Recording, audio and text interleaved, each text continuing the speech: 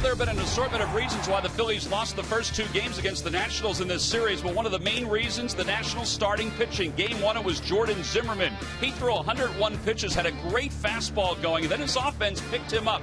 After Ryan Zimmerman watched Adam LaRoche intentionally walk to load up the bases, he went the opposite way with his second double of the game, and then Anthony Rendon also went to right center field against David Buchanan. This was a home run, his first of two in the series, so Zimmerman got the win. Day two, Strasburg was dominant. 11 strikeouts. He had a very good fastball, which you expect, but he also had a devastating changeup, particularly against the Phillies' left-handed hitters. That one right there. And then with a scoreless game in the fourth inning, Danny Espinosa with the bases loaded took A.J. Burnett's two-seamer and put it off the scoreboard to start the scoring for the Nationals. Now, there was a 1 hour and 43-minute rain delay in this ballgame, but beforehand, Anthony Rendon hit his second home run of the series, and that helped ease the Nationals to a victory in Game 2. So now the Phillies try to avoid the sweep this afternoon. It's a nice day for baseball here at Nationals Park, Game 3 of the series. Hi, everybody. I'm Tom McCarthy, joined by Matt Stairs. So the Phillies are mired in this 5-game losing streak right now, which includes the 2 games here at Nationals Park.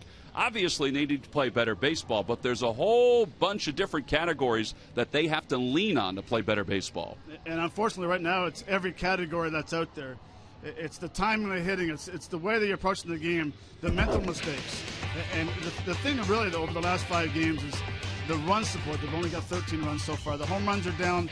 The averages are down. Now, unfortunately, with the averages down, you hope the pitcher would come through. Now, all of a sudden, the pitcher's ERA starting and the bullpen has jumped very high. So it makes it very hard to go out there and have the confidence and the ability to come back because you're battling back so much. Now, over the last 5 games, this has been the worst they've played all year. Well, no doubt about it. And we talked about the starting pitching for the Nationals, how good it's been in this series. Well, today, the Phillies will face Doug Fister. He could be their best starting pitcher so far. Well, he's been very consistent. In 2009, 2010, seemed like he's very happy to get out of Seattle, go to Detroit now, and Washington. He's the type of guy, he's not going to fool you with this stuff. He tops out about 90 miles an hour, but the key with him is he works extremely fast, he throws strikes and allows his defense to play behind him.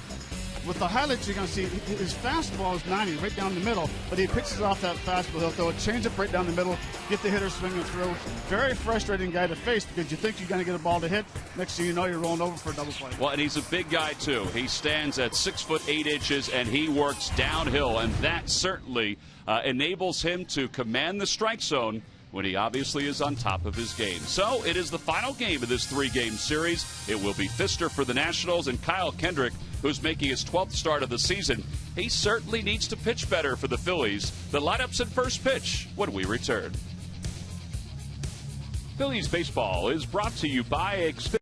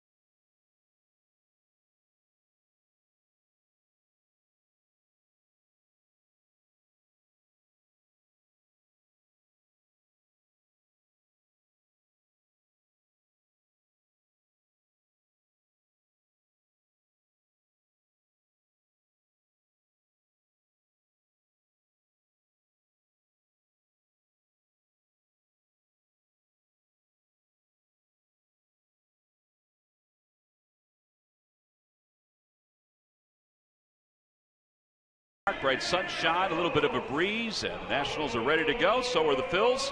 So let's take a look at the Phillies starting lineup for today's ball game. It's brought to you by Xfinity, your home for the most live sports. Leading it off in center field, Ben Revere, then Jimmy Rollins and Chase Utley. Ryan Howard is the cleanup batter. John Mayberry bats fifth, making the start at right field. Dominic Brown hits sixth, and the bottom third of Nieves, Brignac, and Kyle Kendrick. And they will face right-hander Doug Fister over from the Detroit Tigers. Very good pickup for the Nationals, 3-1 with an ERA of 3.34.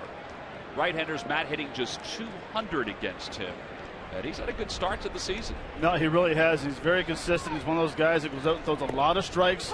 He works extremely fast, so the hitter's got to be prepared not to get quick pitched. And as you see in the scouting report, not overpowering, 86 to 90 mile an hour fastball. Doesn't throw a lot of sliders, but he pitches well in this ballpark. 2.77 ERA in limited time here at Nationals Park, and he's quickly ahead 0-2 to Ben Revere. Revere is 1 for 8 so far in this series, back in the leadoff spot. Ryan Sandberg is trying everything he can to finish off this 5-game losing streak and get the team back on the right track. Said today that the lineup that he's put out there for this afternoon's ball game is just a way to try to spark this offense. And Revere slices it the other way. That's a fair ball going into foul territory down the left field line. And Revere, with only his second double of the year, is in scoring position here in the top of the first.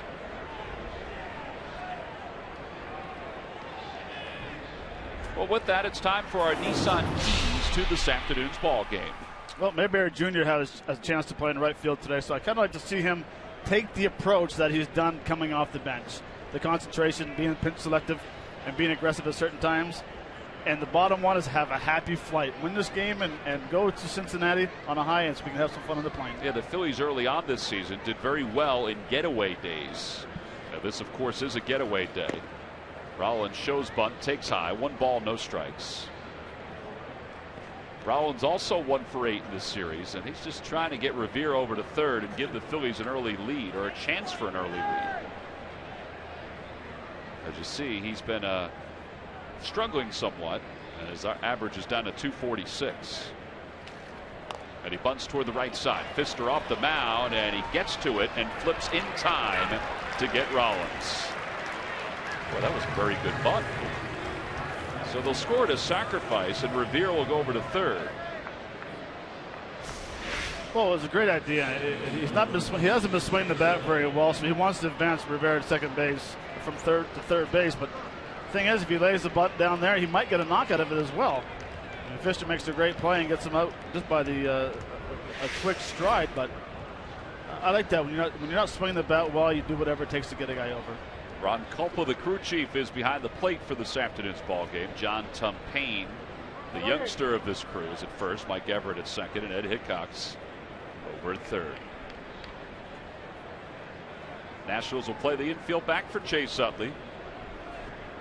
Chase also with 1 hit in the series so far. He's 1 for 9. And he fouls the first pitch back. It's 0-1.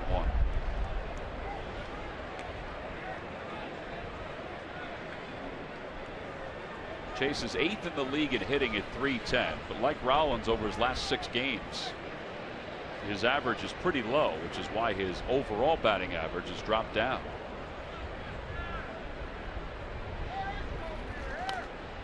Fouled it away. That was almost a quick pitch that you were talking about, Matt. Utley likes to get that timing mechanism down, and Fister doesn't really allow for that timing mechanism.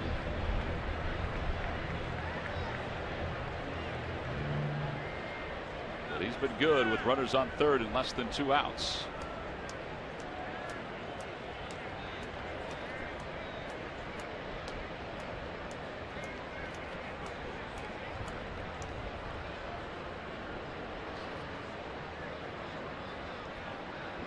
No balls, 2 strikes to Chase. Inside, 1-2.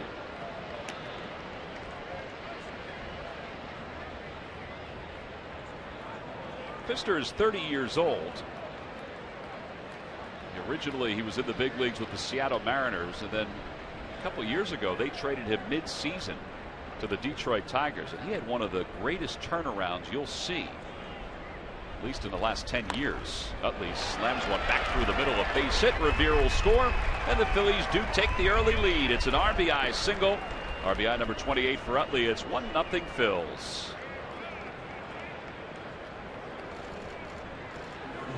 And that's why right there, why Chase does a very good job with runners on at third base. He stays back, tries to work the middle. It's kind of an awkward swing, but his barrel will stay through the zone for so long. And what I mean by that is when he's going to make the point of contact, he doesn't cut his swing off.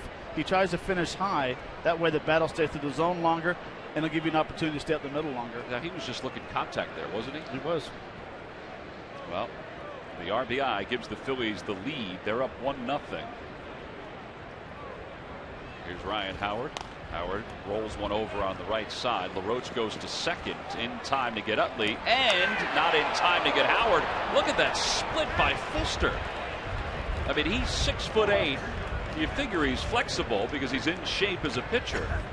But man, that was an athletic play.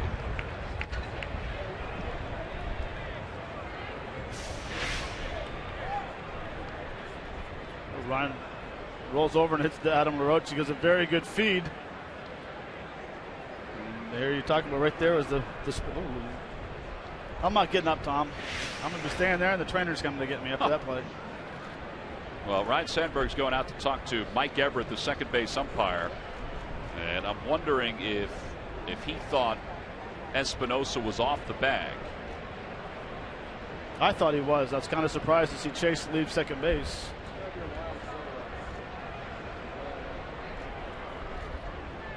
Well, Ryan Sandberg must have liked the explanation from Everett.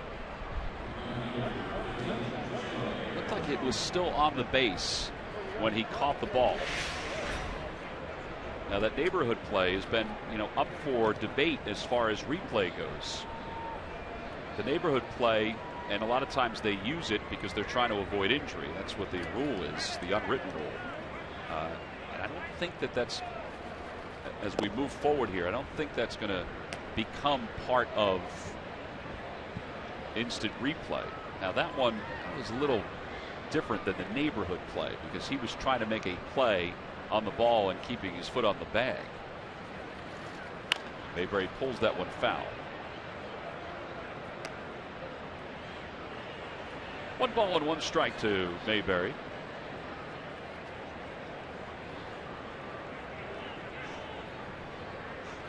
Mayberry's hitting .255 overall with 3 home runs. All 3 home runs are pinch hit home runs.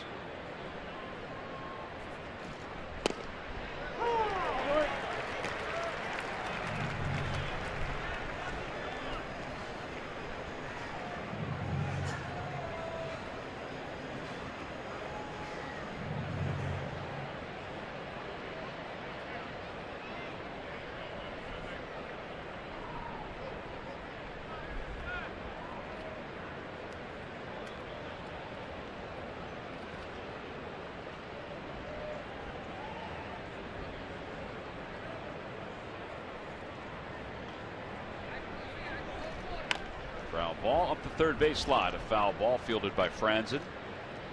And Howard will go back to first. Mayberry is playing right field for Marlon Byrd. We mentioned last night that Ryan Sandberg had hoped to give Marlon Byrd a day off sometime in the series.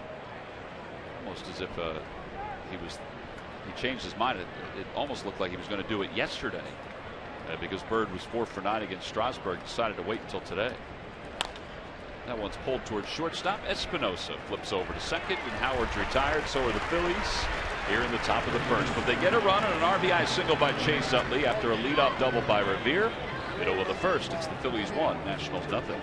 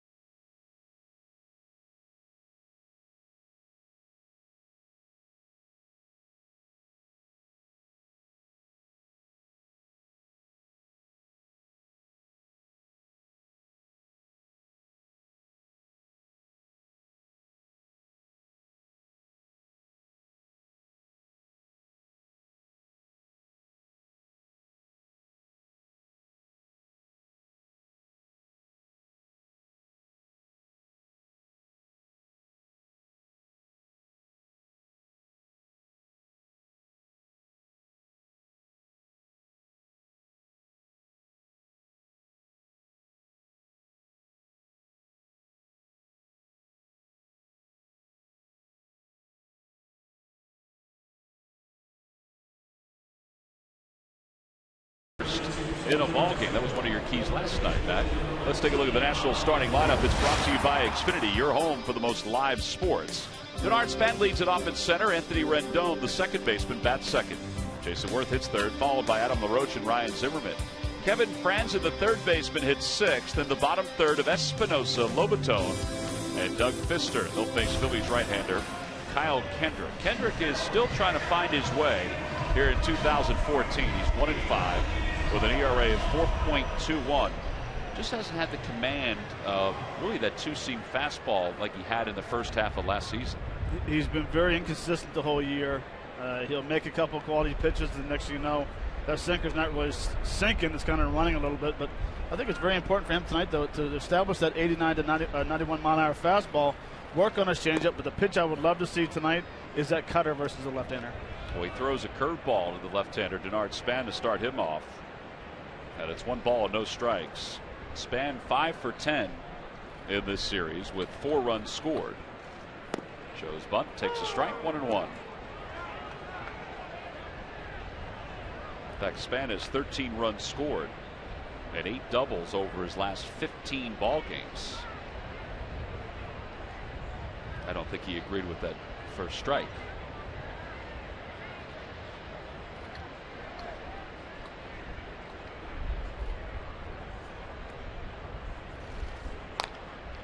Fouls that one off the first base line. It's 1-2. Today's game is also available in Spanish. Just use the SAP button on your television or change the language through the menu on your cable box.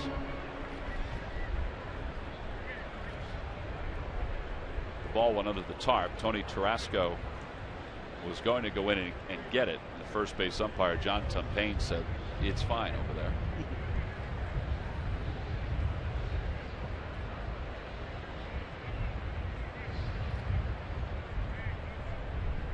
The 1-2 pitch. Well, there's that two-seamer. It didn't come all the way back, and it's 2 balls and 2 strikes. Kyle has incorporated more 4-seam fastballs into his repertoire over the last, let's say, last 3 weeks. Just trying to show some different pitches to the hitters. Curveball on the outside corner, called strike 3. The first out is a strikeout for Kendrick.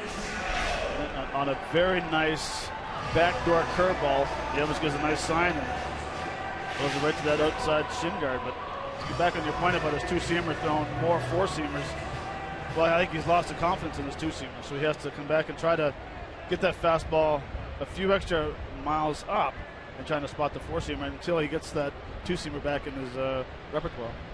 Rendon has already got a career-high 8 home runs. Takes strike 1. It's 0-1. But you agree that if Kyle is going to be effective, he needs to figure out that 2-seam fastball, don't you? Well, it has to, because that's his bread and butter pitch. Although right now it's his curveball, because he's done 3 really good curveballs so far. That one's whacked foul, and it's 0-2. But you know, it would make Jamie Moyer extremely happy right now watching this game, and he's throwing these curveballs for strikes. Yeah, they're not just getting me over curveballs either early in the count. He threw one to get Denard Span and probably surprised him.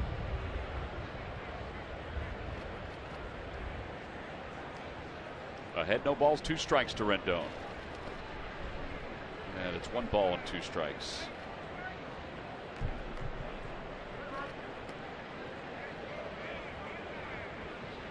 Rendon's been one of the hottest hitters for the Nationals, if not the hottest hitter. He has 10 hits in his last 23 at-bats, including 4 in this series, and 2 home runs in the series.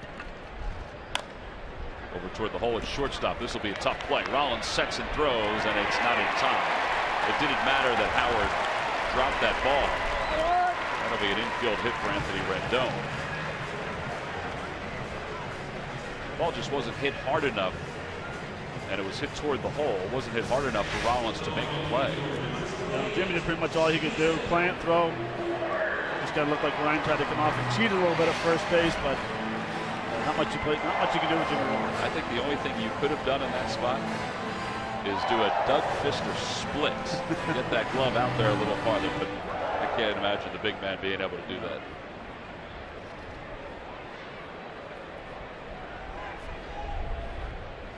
One away. Jason Worth is the hitter.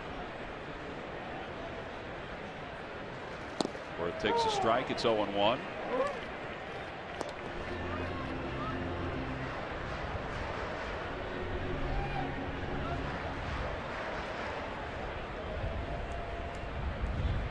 Jason's on-base percentage .398. He's among the leaders in the National League in that category. Foul tip, and it's 0-2. Well, that cutter kind of had him off balance a little bit. Well, they've done a pretty good job so far in the first 2 games against J-Dub of throwing that backdoor sinker. Now he's starting to cheat a little bit, looking out there, throwing that cutter, and he's kind of getting in between. Is it going to be the backdoor sinker or that cutter? Quick toss over.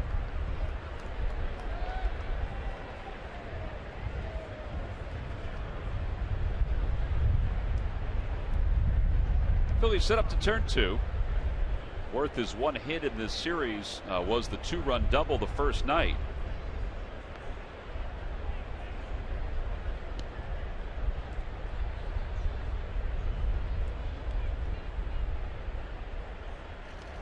And a little dribbler in front of the plate. The A-base will have one play at first. So they get Worth. Rendon goes to second. There are 2 outs. It's now time for you to tweet your photo using hashtag #PhillyFanPhoto for a chance to have it shown in an upcoming game broadcast brought to you by AT&T.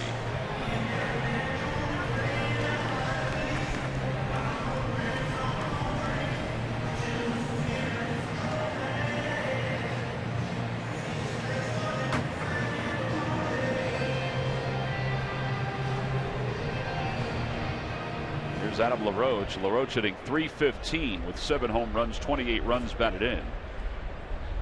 Kyle's handled him nicely during their battles together. Kyle has held him to just 5 hits and 32 at bats.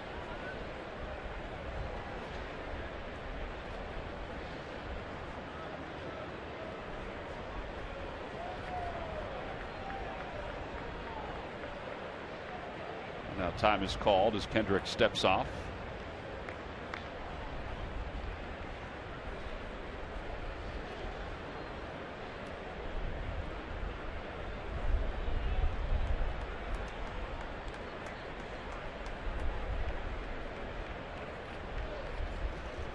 Phillies play LaRoche to pull. In fact, Rollins is normally on the second base side of the diamond, but he is just to the left of second base, shaded toward the middle. Brignac way off the line at third.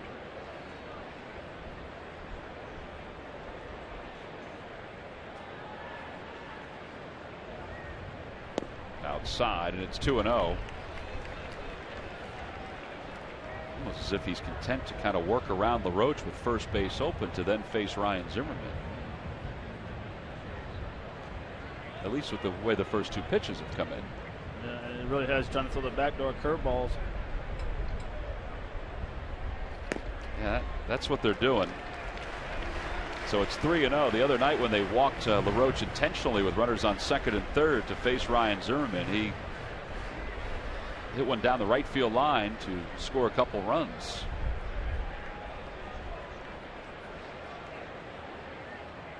Three balls, 2 strikes.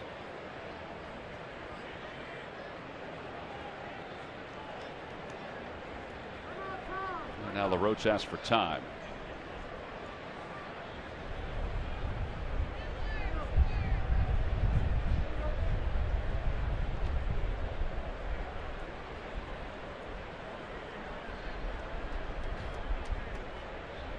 Well, there's ball 4.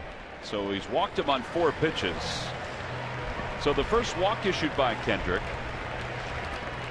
Ryan Zimmerman's coming up. Let's check in with Greg Murphy. Murphy.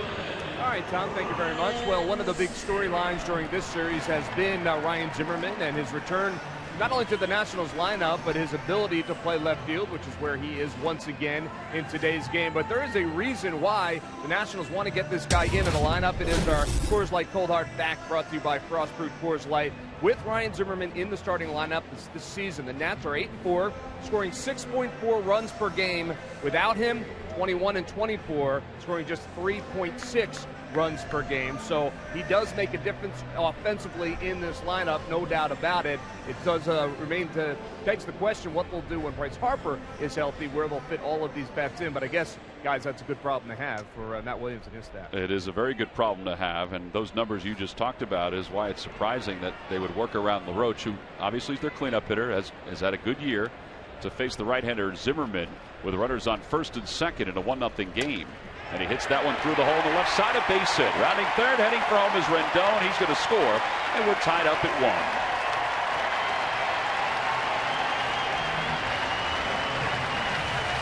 Well, Zimmerman is now 16 for 45 against Kyle Kendrick.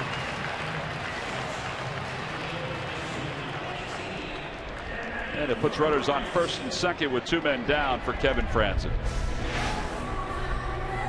The curveball is going to get over curveball. He's lucky that ball didn't get hit a long way, but it's interesting to see why you want to pitch around the guy to get to someone in the first inning.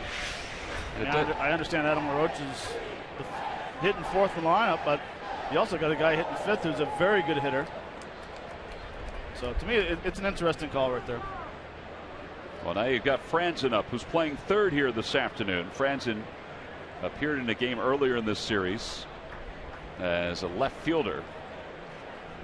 Has good career numbers against his former team, hitting over 300 against the Phillies. And the first pitch is over on the outside corner. It's 0-1.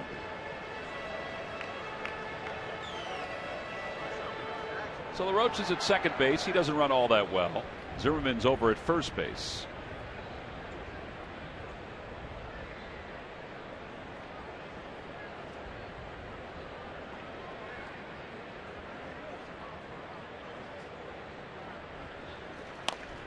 Over to shortstop Rollins to his left, fine play, and he flips up the covering second, and the side is retired. But the Nationals do tie it up. An RBI single by Ryan Zimmerman. The Nats lead 2. We'll leave for the top of the second in a 1-1 game here at Nationals Park.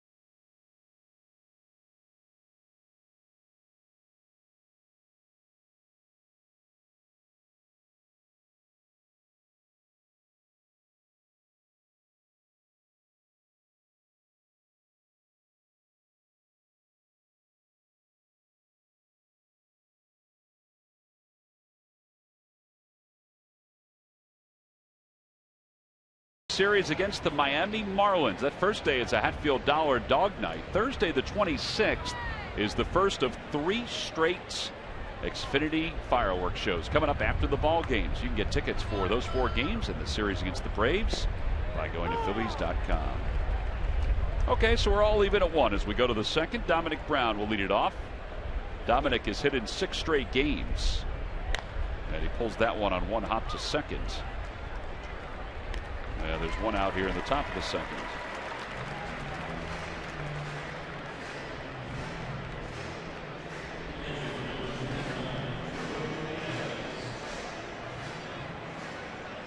And Will Nieves taking his time coming up to the plate.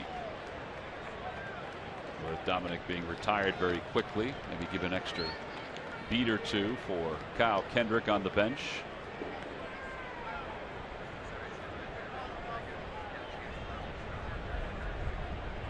Abe's hitting .268. Played 3 years with the Washington Nationals. The first pitch on the inside corner. It's 0-1.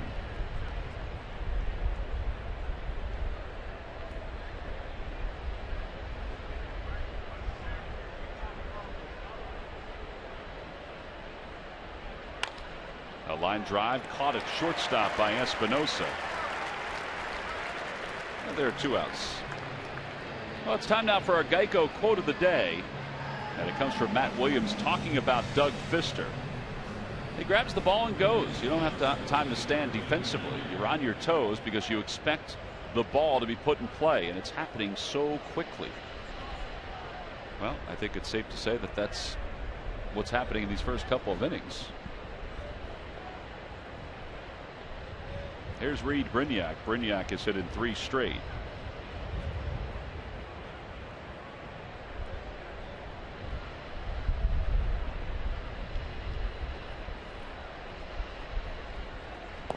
First pitch is outside, 1 ball and no strikes.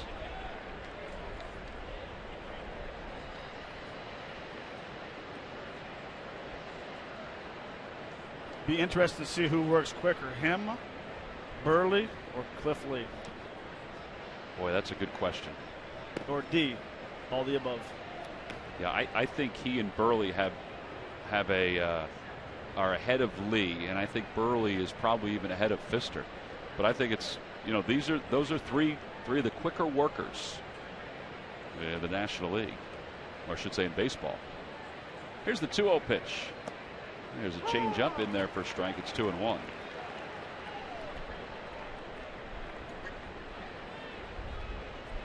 I think a lot of Tigers fans were kind of up in arms with the deal that they lost Fister in the offseason. Down the left field line, that'll be out of play. I guess you could say he was a pretty good compliment to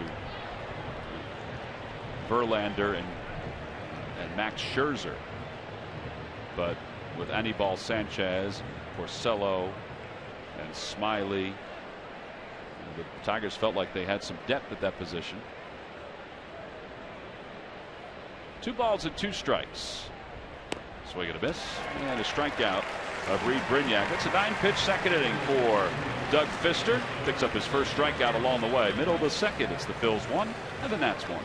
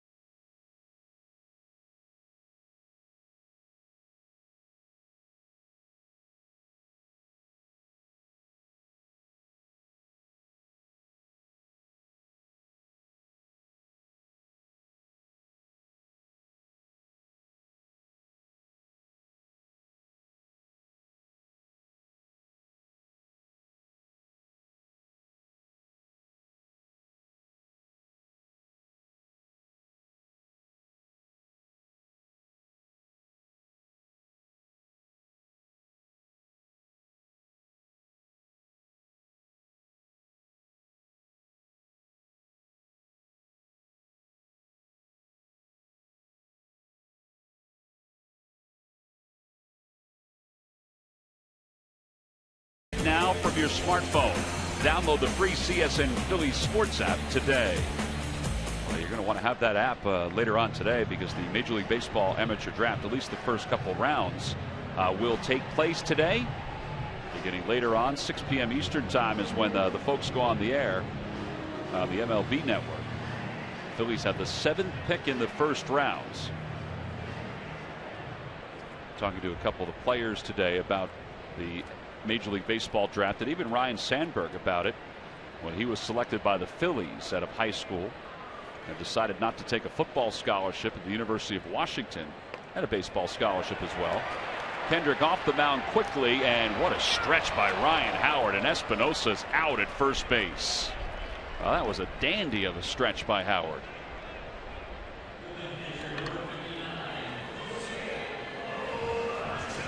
Yeah, there's one away. And Kendrick comes off the mound very quickly. You see what hit him. He actually makes a very nice play, underhand throw. But there's the advantage of being a left-handed first baseman right there. Right-handed first baseman's going to have a very hard time right there, but all around, very nice plays. Well, Kyle is very athletic, and getting to it, barehanding it, bought him some time. Now that Howard holding onto the bag. Here's Lobaton, who takes a strike. It's 0-1. Lobaton has not played in this series. Overall hitting .228 for the Nationals. Inside, 1 ball, 1 strike.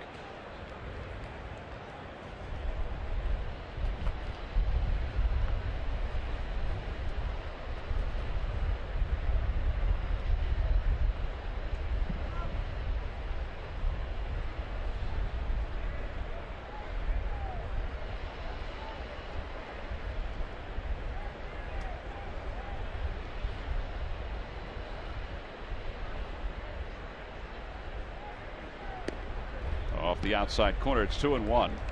Getting back to Sandberg, you know, he was talking about how players now know so quickly because of the internet, because the first couple rounds of the draft is on the MLB Network. They know so quickly when they're selected, where they're going.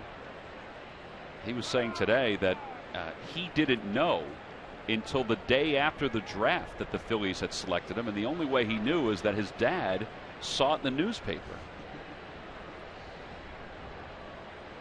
Now it's out there on Facebook, Twitter, everywhere. It's so cool. Inside with a cutter, it's 3-1. He said his dad was looking at the agate page in the newspaper, you know, round by round by round, and then finally found his name. And he didn't decide until about 10 days after the draft that he was going to forego his opportunity to play football and baseball at Washington. And decided to sign the professional contract with the Phillies. 3 balls, 2 strikes to Lobaton. And that one is sliced the opposite way out of play. Said his brother Dell, who was named after Dell Ennis. His brother Dell had an opportunity to be a professional player. Didn't sign after high school, didn't sign after junior college, went to a 4-year college and wasn't selected after that, didn't have an opportunity to play professionally. And his brother Dell was the one that said, hey, listen, if you really want to do this, if you really want to realize the dream of being a professional athlete, which we've all talked about, then you should think about doing this. And that's when he decided to become a professional baseball player. So Kendrick walks Lobaton.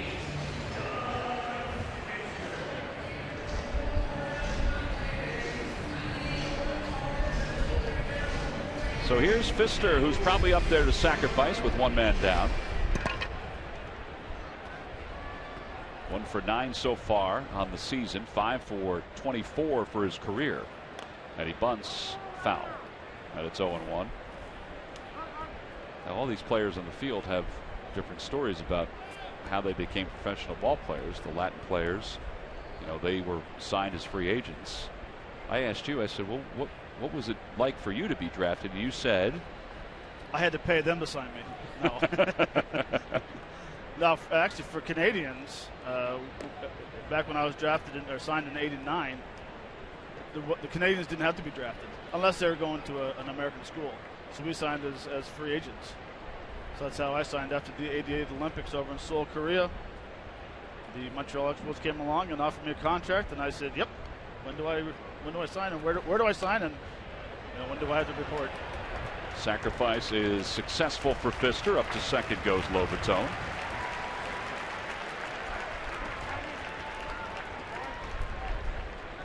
Three-4 on the putout. Well, the Phillies draft picks who are currently on the roster. Here is where they went. Utley, first round. Hamels, first round. Rollins, second round. Ryan Howard went in the 5th round, but part of that was because he was going to return to college. Kendrick decided not to take a football scholarship at Washington State, where he was going to play quarterback. He was selected in the 7th round. Jake Diekman didn't even play high school baseball. He played Legion baseball. He was drafted in the 30th round. Here's Denard Span. Span out front of the first pitch. It's 0-1. Now, could you have signed with another team, or was Montreal the one team that offered you a deal? Toronto was very interested. I went to a National Baseball Institute up in Vancouver where we played all road games. No home games at all. We went down through Washington State, down through California and played. Blue Jays were interested. Some of the coaches were on the Team Canada. And then just kind of turned the page and I went to the Expos. Out toward left field, Dominic Brown. Back toward the corner will make the catch, and that'll do it for the 2nd inning. No runs, no hits, 1 man left. We've played our first 2 here at Nationals Park. A beautiful day for baseball.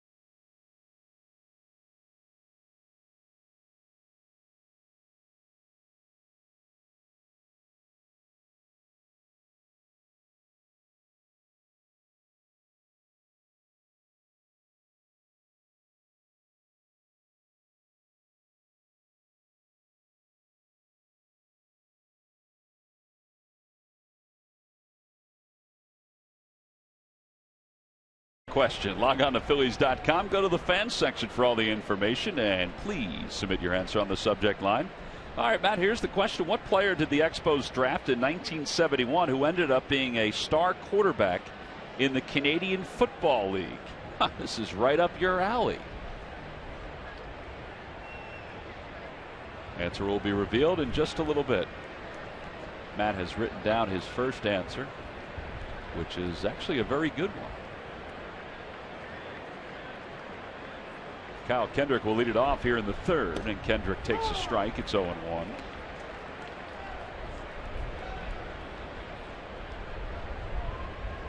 Kendrick overall hitting .091 on the season.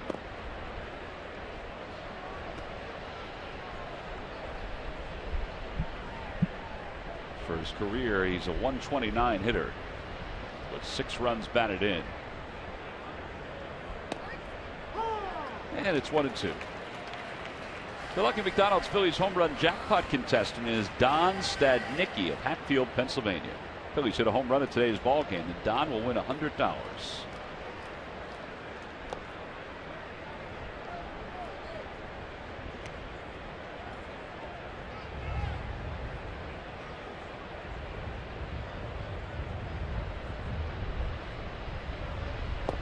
Swing and a miss. The ball gets away from Lobaton.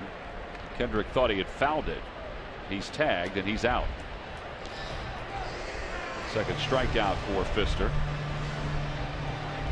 I think he still thinks he fouled it. Ryan Sandberg is going to come out and talk to the home plate umpire, Ron Culpa. He is the crew chief.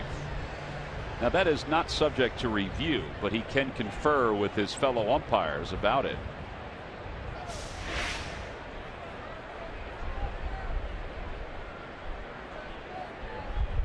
Fister's foot got in the way for us to see it, but I didn't hear the tick that we heard last night when there was a question about whether a ball was fouled or not. Oh, what away. Here's Ben Revere.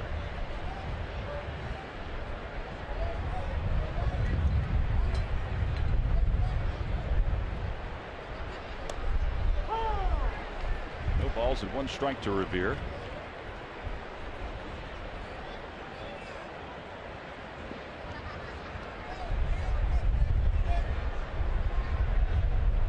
Back toward the box. Ooh, nice play. Sprawling play by Fister. He slipped that 6'8", 8-inch frame right down to the ground. Spiraled around before he was able to make the play. A little hard slider. That's a nice play.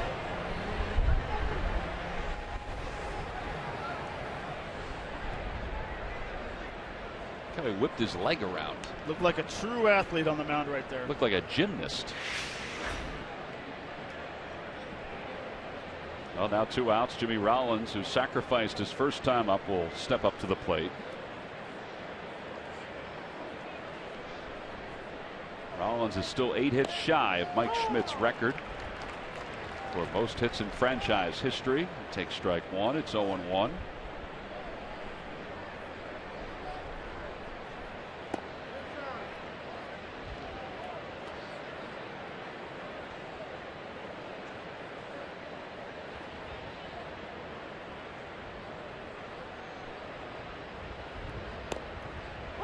That one came back over for strike 2. It's 1-2.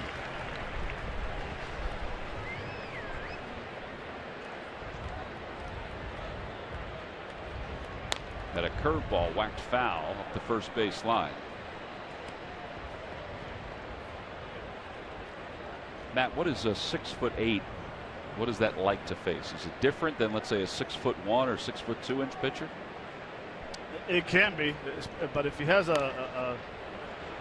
That's a fair ball down the left field line, and Rollins is going to get at least 2 out of this one as Zimmerman's throw goes to second, is cut off. And Rollins now with his 8th double of the year, and he's within 7 hits now of tying Mike Schmidt for the Phillies franchise record. 2,227. This is a backdoor curveball, and nice little inside out. I like to call it the slap shot swing. Hit it down the left field line, and honestly, I think right now with Jimmy struggles at home plate, he's having a hard time picking up the fastball. So throwing him off speed is helping him see the pitch a little longer and get a chance to react. Well, now Chase Utley. Utley singled home the first run of today's ball game to give the Phils a 1-0 lead. Now, getting back with the question, Tom, with a tall pitcher, what it does is it can get you jumpy. You think the ball is going to get on you the quicker than it is. Yeah, he has the longer stride, but to me, it's actually it helps me slow down my approach. Less movement with my body. Now it's a little different with Fisher throwing 90 miles an hour compared to a Randy Johnson who's throwing upper 90s. But it's for me, being so short and looking at a tall guy, it's basically I'm hitting out of the clouds. That batter's eye has no chance. 2 balls and no strikes to Utley, and Utley takes a strike. It's 2-1. I would think Fister's a lot like Chris Young, who is 6'11". He's not overpowering. Yeah, Chris Young is more of an Iron Mike style. He's over the top, straight over the top, and he has a little pause. But Fister has a very easy delivery, somewhat not 3/4, but down that somewhat of that angle. Now, if he went straight over top, it'd probably be a little harder to pick the ball up.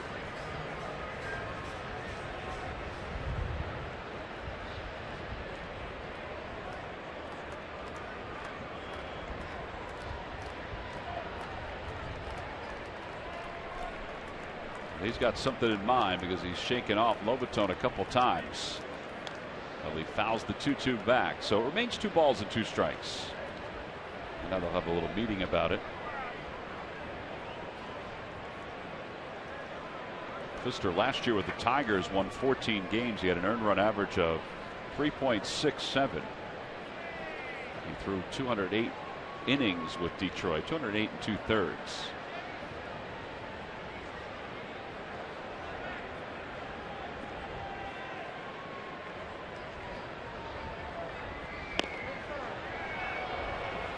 I think he thought he had at least struck out on that one. Well, as far as the first 2 games, this is exactly where they've been trying to pitch Chase. It's not that down and in fastball, so the fastball's underneath the hands and not allowing him to get his hands extended and jam him quite a bit. There's a curveball swung on and missed, and Utley is struck out. That's 3 strikeouts for Pfister, and the Phillies lead 1 in scoring position here in the 3rd. We've completed 2.5 here at Nationals Park. It's the Phils 1 and the Nationals 1.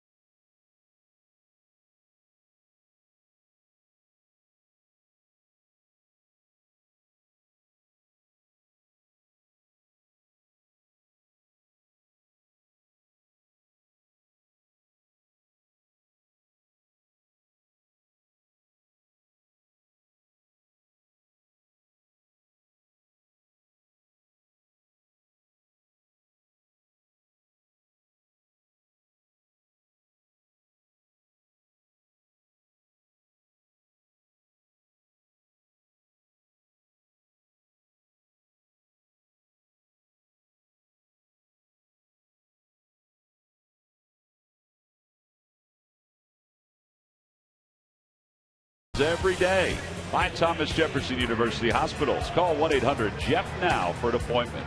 And by the Quality Plus Sports Stores. Go further. 1-1 game. We go to the bottom of the 3rd here at Nationals Park. Beautiful day.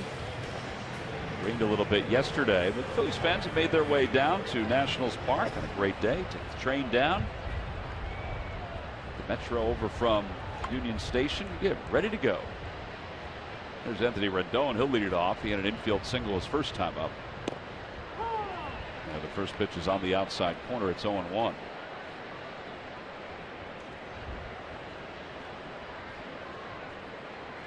Rendon is now 2 for 7 lifetime against Kendrick.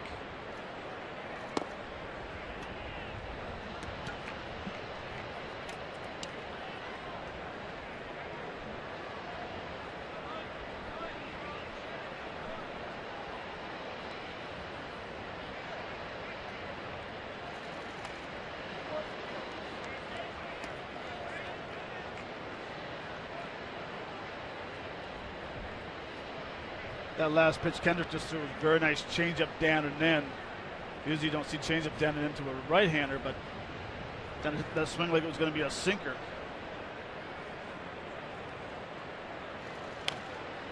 Well, he throws a 2-seamer that time, and it remains 1-2.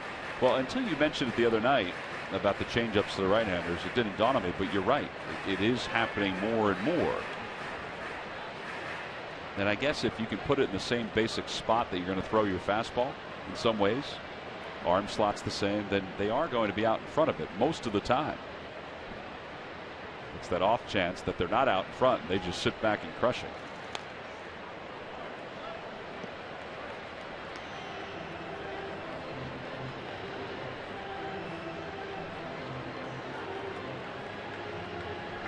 Ball and 2 strikes to Rendon.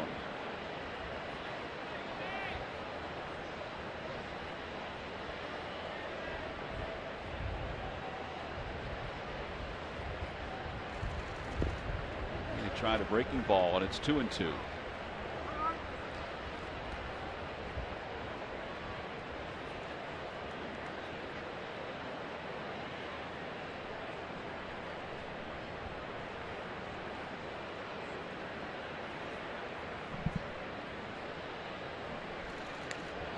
Pitch hit him, so he's aboard to start the 3rd inning.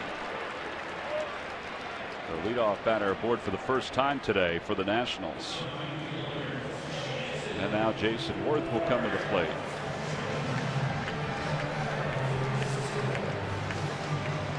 On Friday, June 27th, the Phillies will start a 4-game series against the Atlanta Braves. It'll be a weekend set, but there's a day-night doubleheader on Saturday the 28th.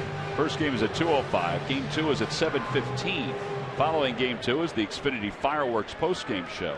On Sunday, a fantastic giveaway for fans 14 and under.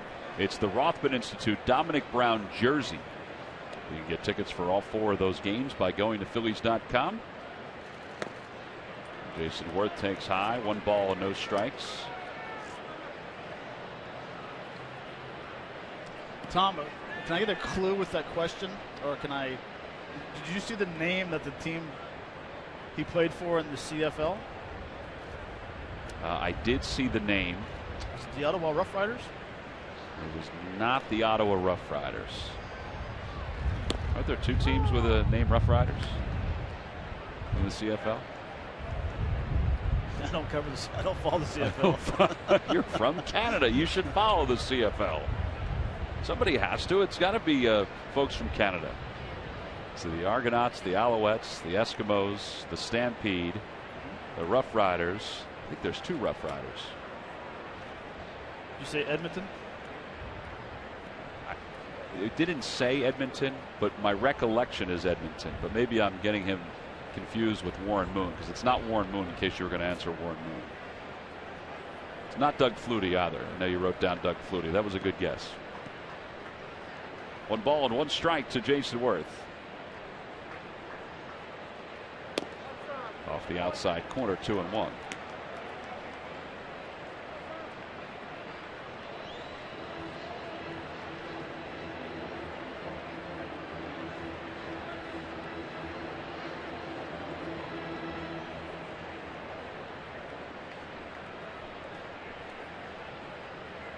Two balls and 1 strike.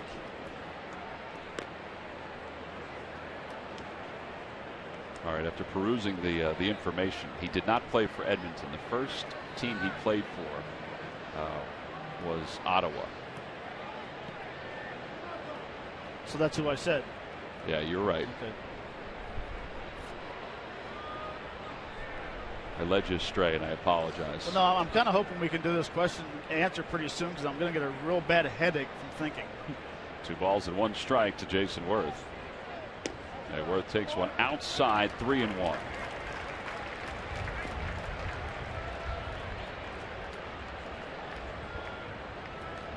Good hitters count now for Jason Worth, and they got to be careful with him here. You have LaRoche on deck, leadoff batters aboard.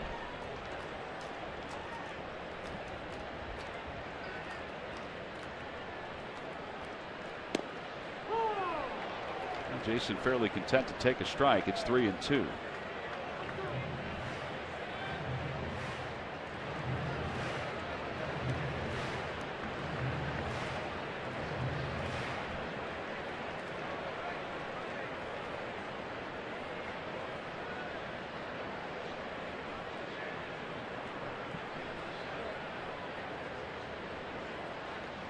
Outside, ball 4, so that puts 2 runners on. And now for Kyle Kendrick, it's his 3rd walk of the game to go along with the hit batter. All right, so it's time now for the Jeep Stump the Fans Trivia Quiz answer. Again, the question, Matt, what player did the Expos draft in '71 who ended up being a star quarterback in the Canadian Football League? He's a member of the Tennessee Sports Hall of Fame. I don't know if that helps you or not. I'm going to say he won the Grey Cup twice. Holloway? Condredge Holloway is correct. a boyhood idol of yours? No. Log back on to Phillies.com to find out if you're the winner of a Phillies prize pack. There he is, Matt. Old number 7.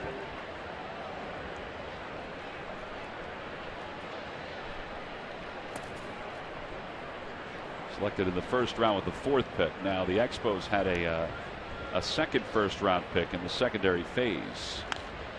There's a fly ball to left. Dominic Brown will go back and make the catch, and there's one away.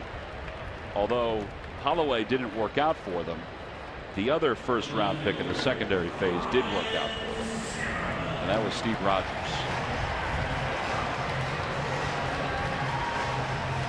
One out. Ryan Zimmerman is coming to the plate. Zimmerman singled home the only run of the day for the Nationals. We're tied at 1.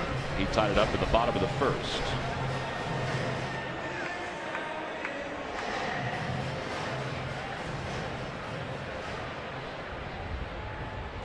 Zimmerman now with 8 RBIs. And he has 4 hits in the series. He's 4 for 9 in his return from the disabled list.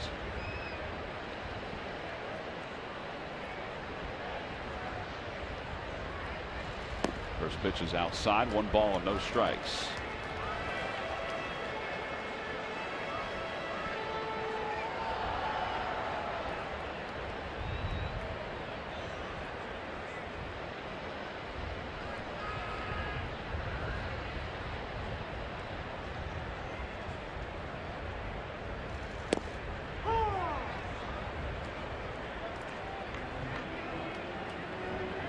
Some people thought that with the way he was juggling his lineup today, Matt Williams, that they would put Zimmerman back at 3rd.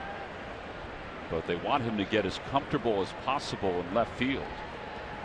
There may come a point where he goes back to 3rd, even if it's on an interim basis. That one's the opposite way. John Mayberry is gliding over to the glove side to put it away. 2 outs. The other thought is that he had a tough time last night on a ball that was slicing away, and they wanted to make sure that he stayed out there and his mind stayed fresh, and that he got a day game under his belt. I thought that was kind of interesting. They talked about him playing a day game out in left field.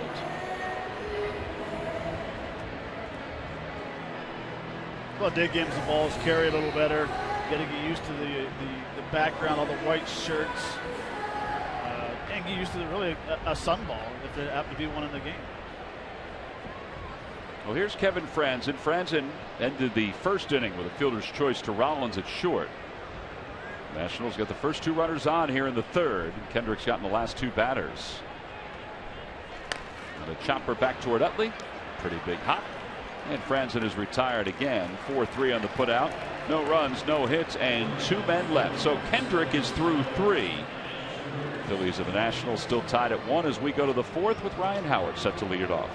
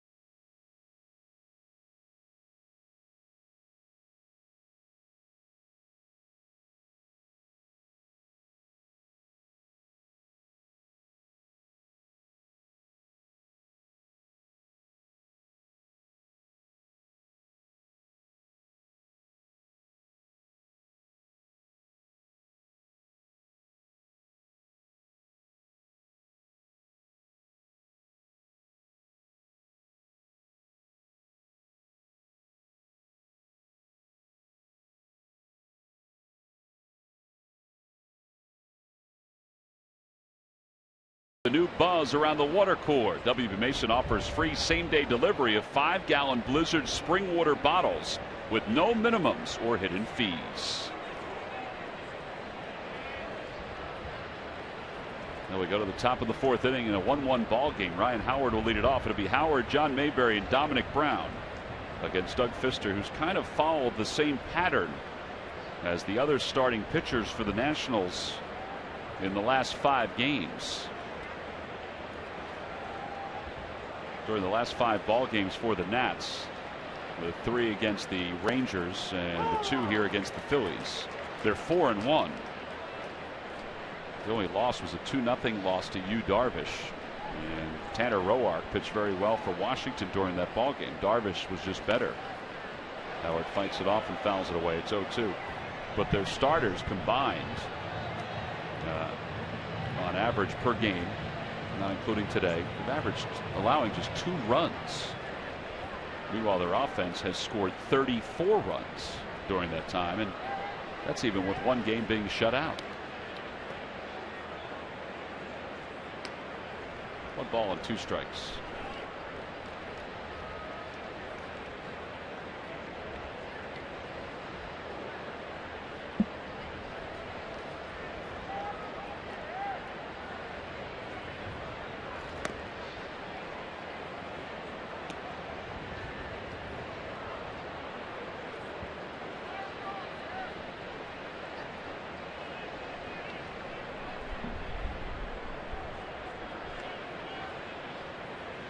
Howard is down on strikes. He goes after a slow curveball. That's 4 strikeouts for Fister.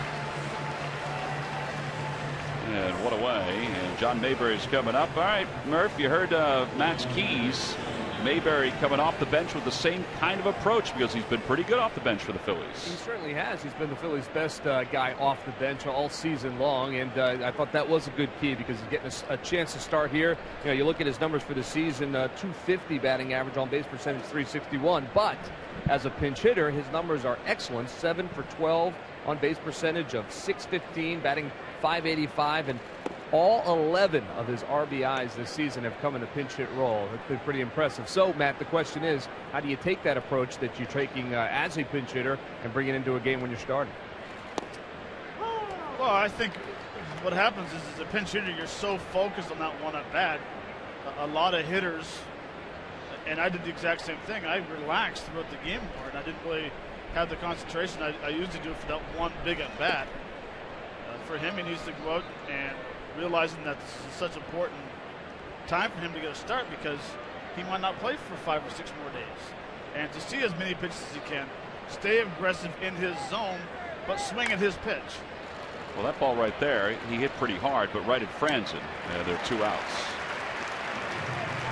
A lot of times, Murph, what will happen is guys will come off the bench, be aggressive in their area. All of a sudden, you'll go into a game and you'll swing at a pitcher's pitch, and you'll be too aggressive. And I was the same way. I despise sometimes starting. I'd rather have an at bat every day to pinch hit because that was what my mind was set to do, was to pinch hit. Dominic Brown is the batter, and he takes a strike. Now, for a manager, they would like a guy who is an effective bench player to get 4 at-bats in a game just because they feel like that will keep them fresh in that pinch hitting role. Right. Well, the more pitches you see, the better timing you're going to have. I was a guy who walked in the manager's office and said, you know what? I don't care if I start a game the whole year, but you let me pinch hit 1 time a game, I'm very happy. There's a soft ground ball to second base, and Dominic Brown is retired for the 2nd time today on a ground ball to second. And the Phillies go down 1-2-3 in their half of the 4th. We've played 3 1/2. We go to the bottom of the 4th inning. Danny Espinosa will lead it off for the Nationals.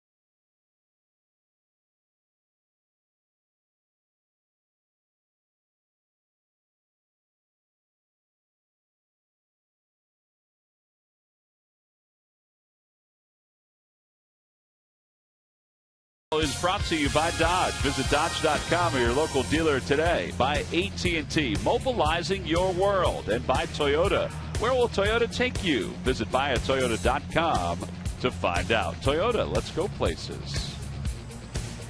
Bottom of the fourth, it's a 1-1 game. Kyle Kendrick's all done with his warm-up tosses. And speaking of warm-ups, the Presidents needed no warm-ups. There was no shtick to this one today, except for Teddy stumbling down. He had a little trouble getting up today. Well, it was a close finish. Honest Abe, nearly came from the inside to win it.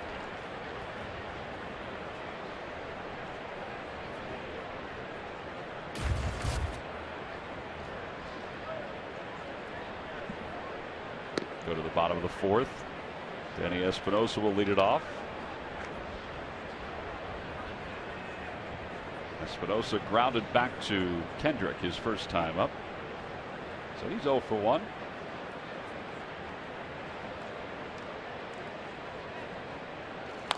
And he lines one to center field. That'll be a base hit. So the second time in a row that Kendrick is allowed the leadoff batter to get aboard. And that'll bring Lobatone to the plate. Danny Espinosa is playing shortstop today for Ian Desmond. Today is the first day that Ian Desmond will have the day off to start. He has started every game so far for the Nationals. Tom, I'm going to correct you on something. Uh-oh. There is no day off in baseball. Oh, okay. You were benched that day. Really? That's how I always told Frank Thomas. You always told Frank Thomas that? Oh, he would get mad. Frank Thomas is like 3 times the size of you. Doesn't matter. I got a bigger heart. So what did Frank say when you used to tell him that he was benched? I cannot say it on air. Not allowed to say it. He wasn't very happy though. No balls and 1 strike to Lobatone. Lobatone is catching today for the benched Wilson Ramos. And he rolls one to second. That'll be an easy double play. That's 4-6-3. And there are 2 outs. And that'll bring Doug Fister to the plate.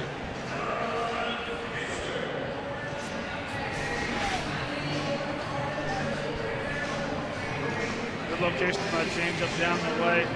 That'll roll over for an easy 4-6-3 double play.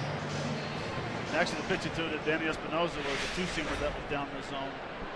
So that's what he needs to do is stay in the bottom of that strike zone. Fister takes one down at the bottom of the strike zone. It's 0-1. That's the sinker that he's been missing right there. Where we talked about a sinker's been running a little bit. That had the downhill tilt you need.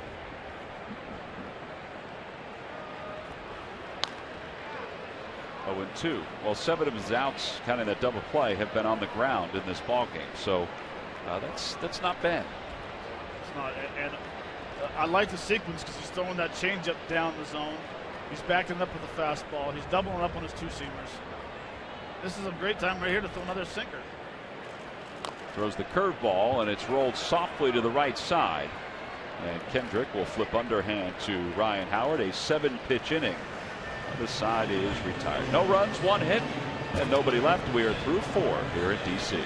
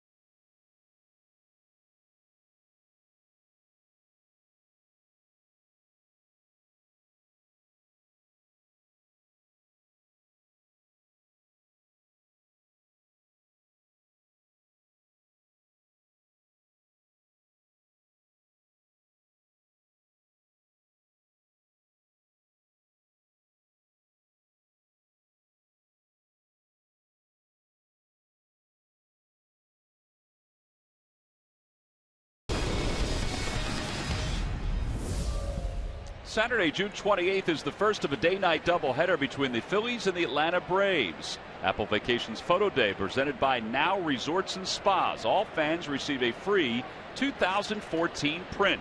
Order your tickets now by going to Phillies.com. Then we go to the fifth. It'll be Will Nieves, Reed Brignac, and Kyle Kendrick against Doug Fisters, who's retired 4 in a row. He has 4 strikeouts today. Fister and Kendrick have both been good this afternoon. Each has allowed 3 hits.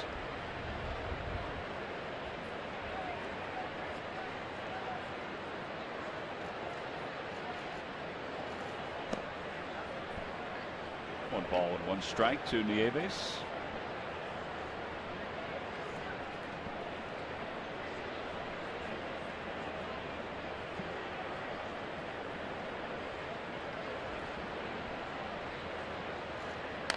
Off the hands, that's a looper out toward right. Here comes Worth, and he makes the catch. There's 1 out here in the 5th. That'll bring Reed Brignac to the plate. A good break on that by Jason Worth. Well, and Jason plays so shallow in right field. I mean, he plays probably more shallow than the majority of outfielders that play out there. And he has the confidence of going back on the balls and takes a lot of Texas Liggers away in front of him.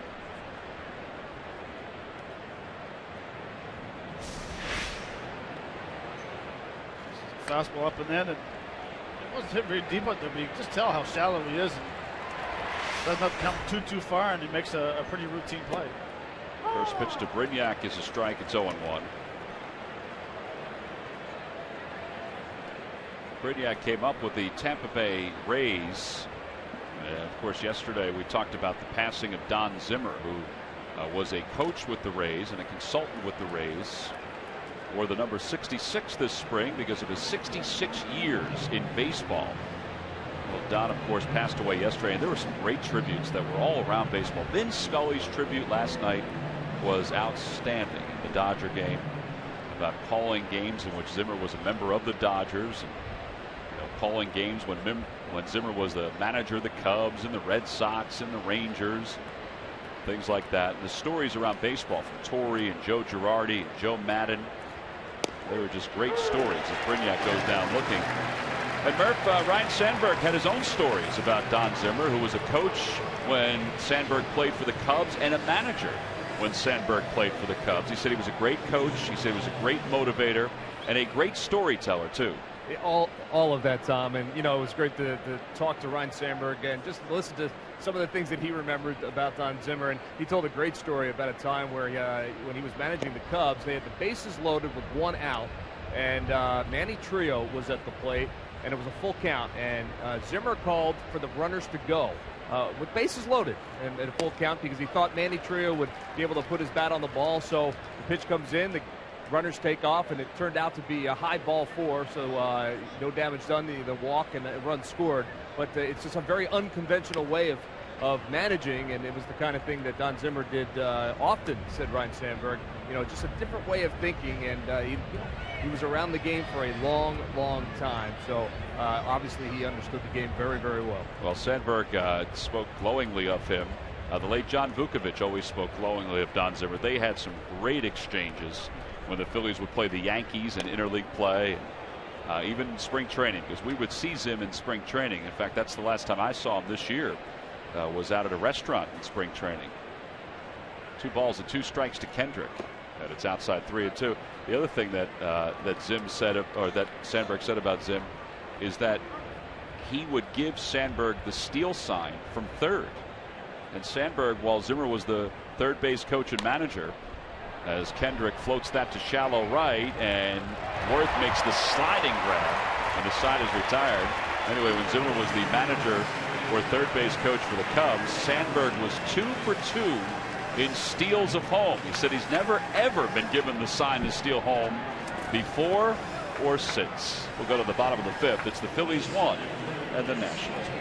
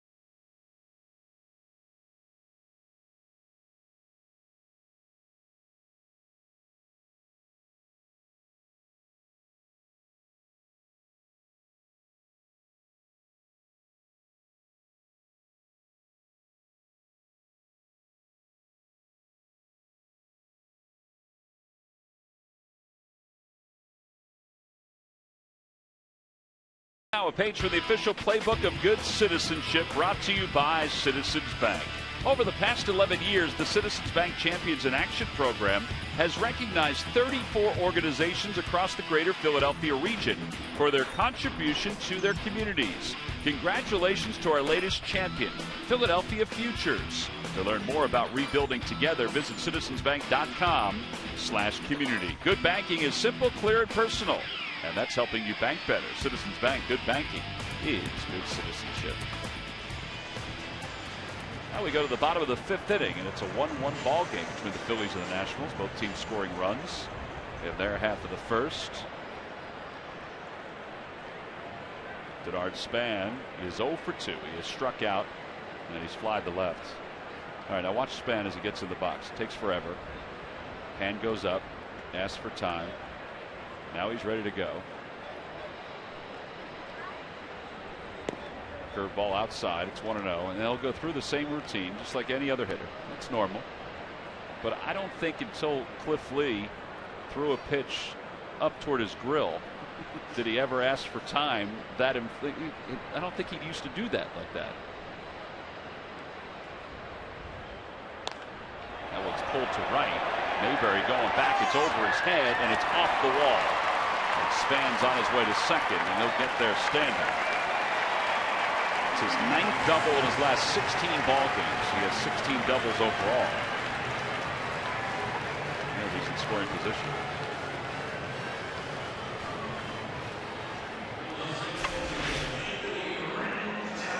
Supposed to be low and away, and just comes back in the middle of the plate. He's swinging the bat extremely well, and to the right of it. They're lucky at that big part of the wall right there. Just a couple more feet to the right, that might have been high enough to get over for a home run. Well, now it's Rendon, who has been hit by a pitch and also reached on an infield single.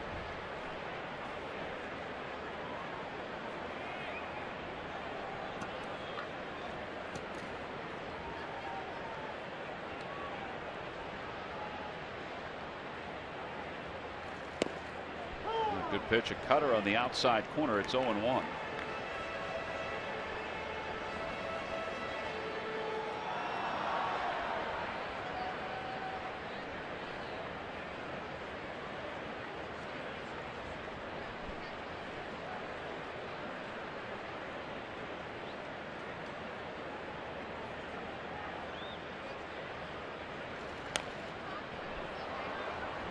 Trying to shoot that ball the other way, and it's no balls and 2 strikes.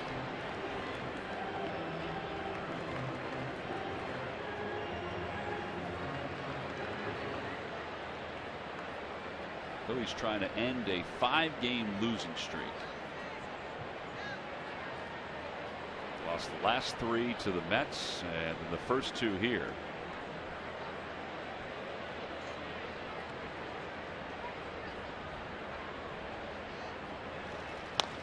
Fly ball center field. That's going to be deep enough to score or to move Span. And Revere makes a leaping grab just in front of the scoreboard. And Span will go to third. So 1 out. It moves the runner over. A nice play by Ben Revere. If you're Rendon, you did your job, and you almost got a little bit more out of it. Well, he gets a pitch down in the zone. He drives it to center field, and Ben has a very good break. Times it perfectly and leaps to make a nice running, jumping catch at the same time.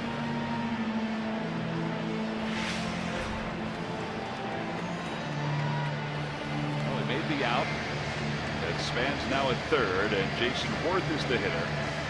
Worth is 0 for 1. Now the Phillies are going to play the infield. It looks right now up on the right and halfway on the left.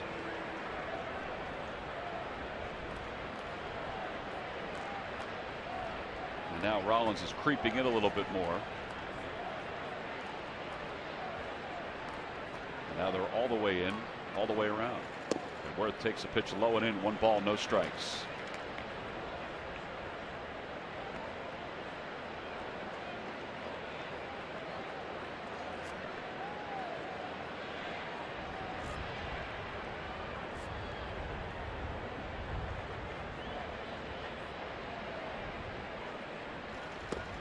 Same spot, 2-0.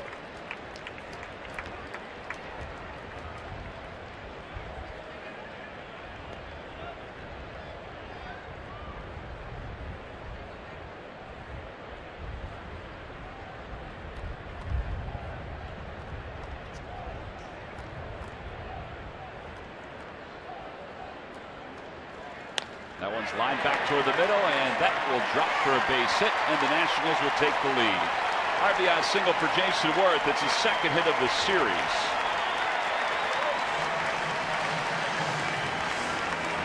But it's a 2-1 ball game. It's his 25th RBI of the year.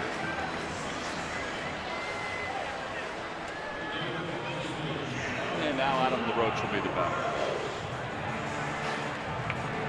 First couple of pitches, tried to throw a sinker underneath. It comes back with a cutter that just stayed out over the plate.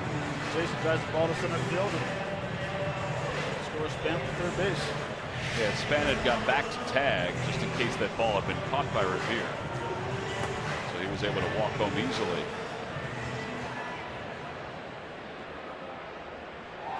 Well, and it's good base running what Span did. As soon as the ball was hit solidly in the air, he went back to tag, and he realized that even if he doesn't catch the ball, I still have an opportunity to score very easily.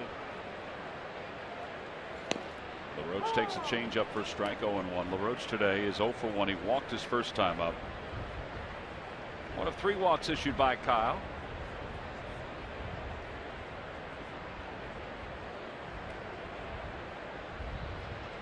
Now the 0-1 pitch outside. 1 ball and 1 strike.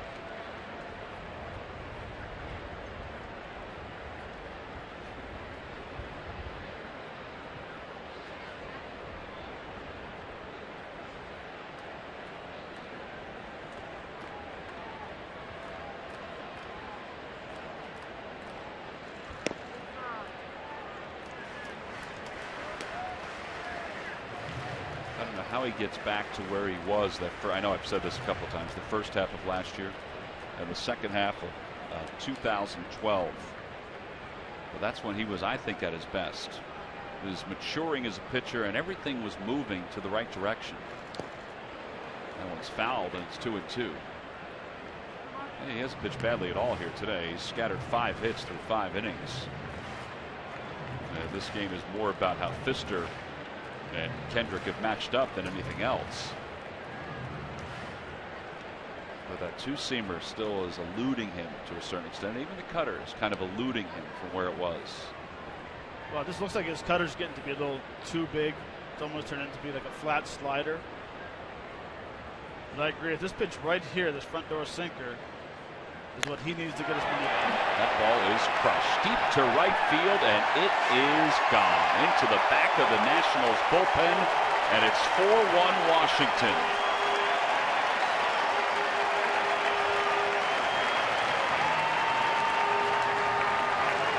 A 2-run home run by Adam LaRoche. It's his 8th of the year. He now has 30 runs batted in.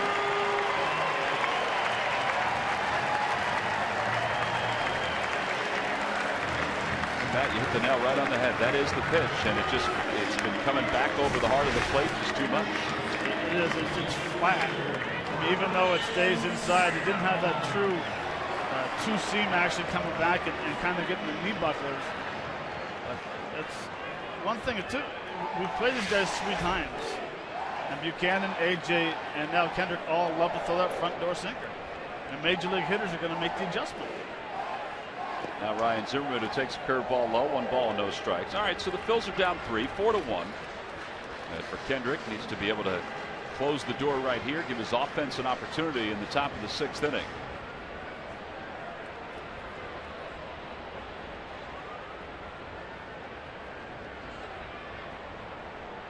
One ball and no strikes. And that's over. 1-1.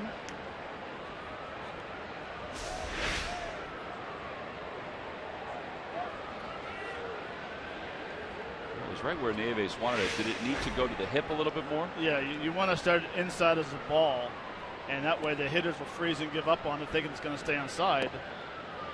That stayed pretty much right on the corner the whole way in. But that's the one thing, and Tom, that probably goes back to where when you said he was at the best, that was probably a dominating pitch for him at the time. I thought it was. Yeah, I thought it was for him. 3 balls and 1 strike.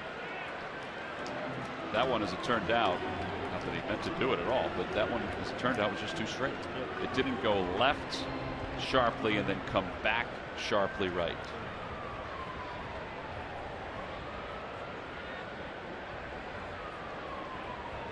And Now a hitter's count for Zimmerman. 3 balls and 1 strike.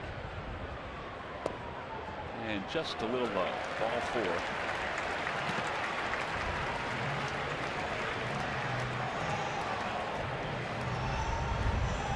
Need a gift for Dad? The MLB.com at-bat app and a subscription to its premium features on his favorite smartphone or tablet are perfect for Father's Day. Dad will have access to features such as live look-ins, instant replay, live audio, free MLB.tv game of the day, and much more. For more details, visit MLB.com. Bob McClure out to the mound. And he will have a conversation with Kendrick. Nobody warming up in the Phillies bullpen at this point.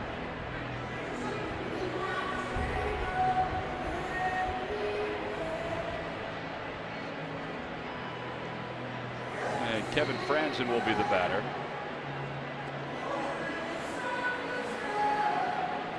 Talked to Kevin today for a while, and he seems happy being in Washington and getting a chance to contribute. He's not playing as much as he did early on when the Nationals were dealing with some more injuries. But he has settled into the role which, you know, the Phillies saw him in as a utility man.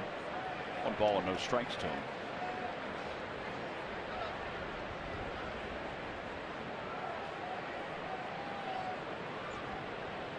He's got 4 different gloves. An outfielder's glove, 2 infielders' gloves, and a first baseman's mitt. That one's back toward the middle. Rollins, another nice play. Flips to second for 1 on the bare hand. Utley throws to first in time. And the side is retired. 6-4-3 on the double play. But the Nationals break a 1-1 tie. They scored 3 runs in the inning against Kyle Kendrick. So as we go to the 6th, the Phillies are down by 3.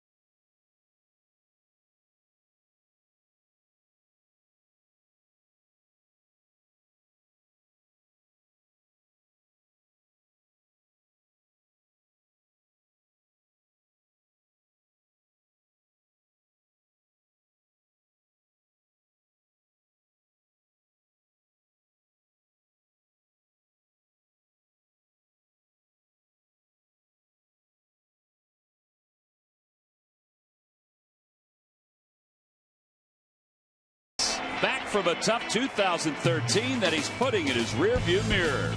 Entering his 10th Major League season, Mike Adams had one thing to prove: that he could return to form as the dominating right-handed reliever he was before arriving in Philadelphia. Once again in 2014, he is in total control, limiting base runners in the middle innings when called upon. Mike is displaying on the mound the reason he holds a stingy career ERA under 2.5. And his stinginess is brought to you by Independence Blue Cross. Live fearless. We haven't seen a whole lot of Mike Adams. That's because the Phillies haven't been winning a whole lot of games. They've lost 5 straight. Adams being the setup guy for Jonathan Papelbon. Ben Revere will start things off here at the top of the 6th inning against Doug Fister.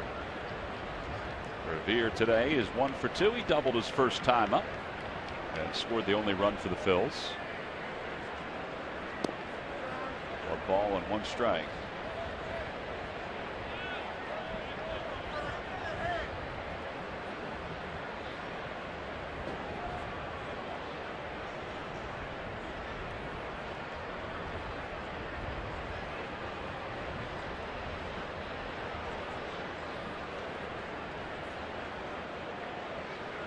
Ball had gotten loose from the outfield, so Denard Span was nice enough to toss it back into the crowd.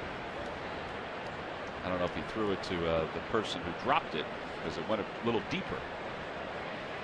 There's the 1-1 to Revere. Shows bunt, bunts it toward the right side. Pfister this time is off the mound quickly. 1-3 on the putout, 1 away. Jimmy Rollins is coming up. Get all the Phillies draft news you need to know by following Phillies insider Jim Salisbury on Twitter and on Sportsnet Central tonight at 10 on Comcast Sportsnet. Well, the lives, Murph, of a number of budding baseball players is about to change in a couple hours. A pretty exciting time for high school and college players that believe that they will get selected tonight. And you talked about what's happening tonight, 7 o'clock, in the amateur draft. And by best calculation, that we think the Phils will probably select at about 7:40 tonight. And they have the number 7 pick overall. You see the top 10 there. The Astros with another number 1 pick. They're going to get a chance to improve their team. The Marlins, White Sox, Cubs, Twins, Mariners, and then the Phillies. And, a lot of speculation about who will be there for the Phils and what kind of draft this is. By all accounts, early in the first round, it's considered a pretty deep draft. A lot of pitching. I've seen a couple of different names, associated with the Phils if you look at the different mock drafts. So I think, guys, and you may argue this, but I think they have to get a guy that is pretty close. And it's not going to need 4 or 5 years down in the minor leagues. They need a guy that can come up and help this team, whether it be a position player or a pitcher, relatively soon, within the next 2 or 3 years, I would think. Well, I think that would be ideal, Murph, that they can get somebody that can speed up to the major leagues. I mean, it's going to be hard for anybody, even in the top 10, to find somebody like that guy right there who was selected in the first round and is up by the end of that year. That's hard. Yeah. Those guys are hard to come by, but you're right. They are. The more help you can get for any team, particularly the way the Phillies are playing this year and the way things seem to be heading at this point, it would be nice to get somebody that can help out in the very near future. Yeah, and what I'm thinking is, when you talk about a player like that, you're talking about a guy most likely that's gone through college, sure, or spent some time in college, rather than some of these high school kids that, as talented as they may be, are really years away from getting to the big league. So if I had to bet, I think you'll see the Phils select someone from the collegiate level tonight. All right, Murph, well, we'll look forward to it. Again, it'll be later on tonight. Phillies will pick right around 7:40. I believe the Sarge and Wheels will be up at Draft Central. Be helping the Phillies announce their pick. Tapper foul. That remains 1 ball and 2 strikes to Chase Utley. Sounds like Murph might have a name that he would like to see be drafted. Murph, you have any feelings on who you want to have drafted in the first round? Well, the one name you keep seeing over and over is Aaron Nola from LSU, yep. Who's a pitcher. I'd be lying if I said I knew a whole lot about Nola, but again, he fits that projection of a guy who's spent some time in college, had a great deal of success in college. The scouts seem to think that he's a guy that can progress to the major league level fairly quickly. It's a crapshoot no matter what, but I think you get a better read on some of these college guys than perhaps you do in high school. See the Phillies' last 10 top picks in the amateur draft as Utley is hit by a pitch, and he'll dance up the first base line. A 2-out base runner for the Phillies. And that'll bring Ryan Howard to the plate. I think that hit Utley right in the foot.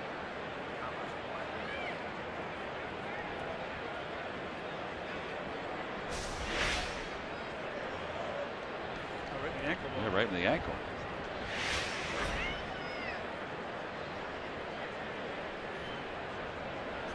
Ryan Howard is 0 for 2. He has struck out and he's hit into a fielder's choice.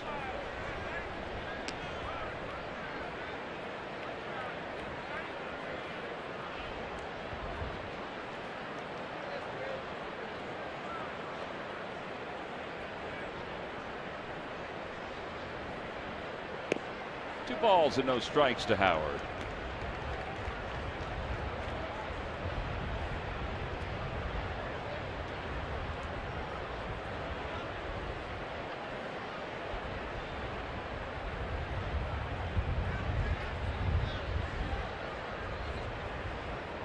Howard pulls that on one hop out to shallow right field.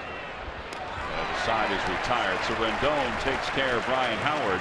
The Phillies do get a base runner, but they lead one. Middle of the 6th inning now in Washington, D.C. The Nationals hanging on to a 3-run lead over the Phillies.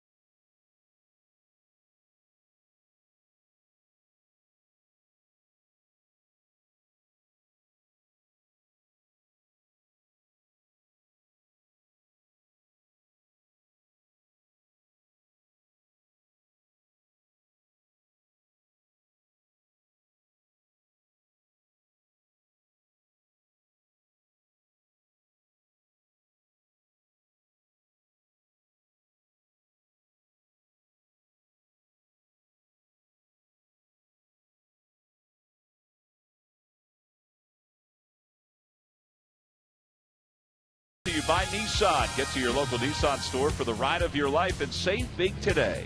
By Xfinity, your home for the most live sports. And by WB Mason, you can't go wrong when you buy right.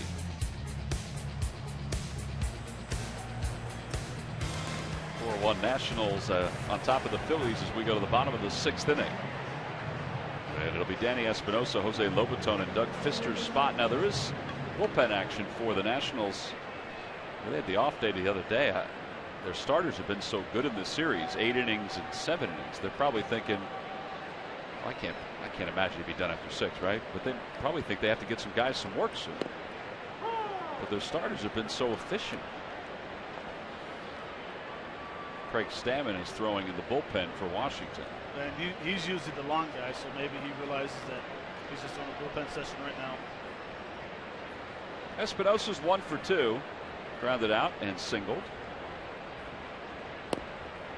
And it's 1 ball and 1 strike.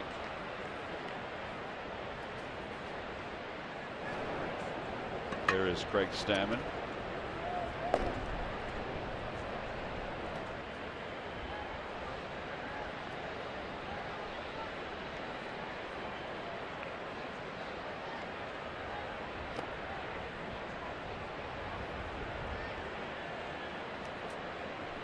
On the Toyota Major League scoreboard, the Marlins and the Rays are tied at 6. Marcell Ozuna, an RBI single for the Marlins. Starting to drive in some runs again, just as he did when the Phillies faced the Marlins a couple weeks ago. Outside, 3-1. Looks like the Phillies are going to start get some bullpen action behind Kyle Kendrick. Mariel Hollins has got his glove, and he's going to go up and start to throw.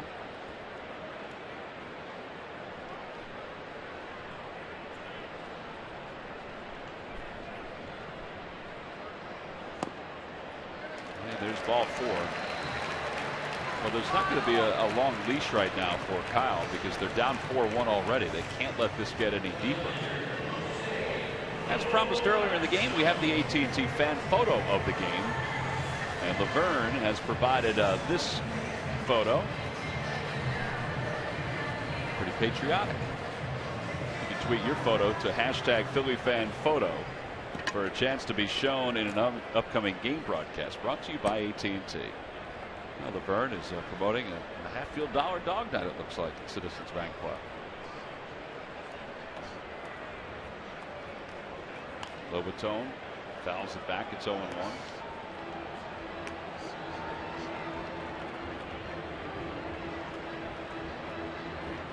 The last last night we said that you don't know, you don't usually see Jimmy Rollins strike out 4 times in a game. Well, he never did until last night. I knew it looked odd. You don't often see Kyle Kendrick walk 5 in a game. That's what he's done today.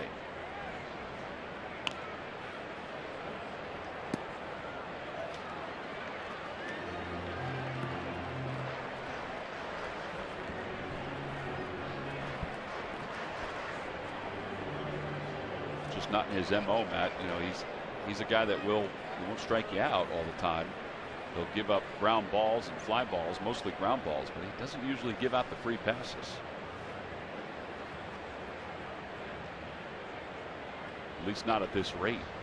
Swing and a miss, and Lobaton is struck out. And Pfister will indeed bat with 1 out here in the 6th inning. It has to come all the way back to his confidence in the sinker, his cutter. Yet he hasn't thrown a lot of cutters tonight. The last cutter he threw was Jason Murphy, faced up the middle. But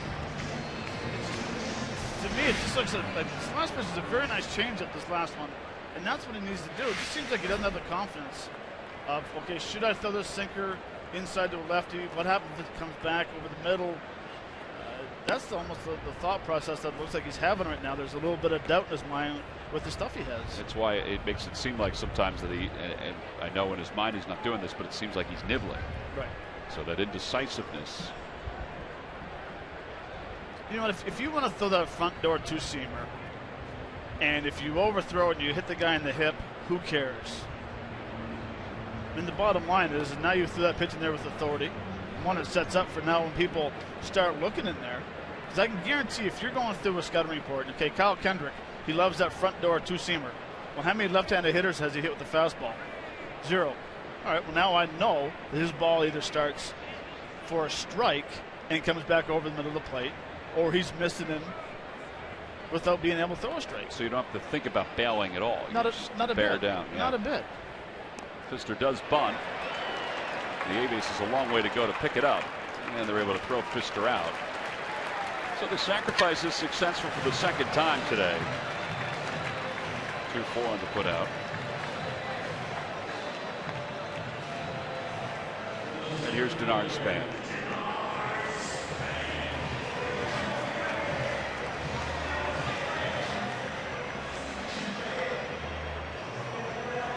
Bob McClure's going out to the mound to chat with Kendrick.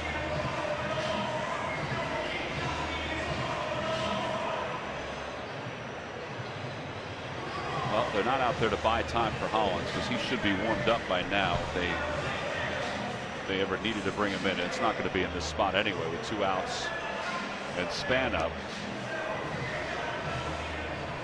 Can't imagine they're going to talk about walking him and then facing Rendon. Rendon's been so hot.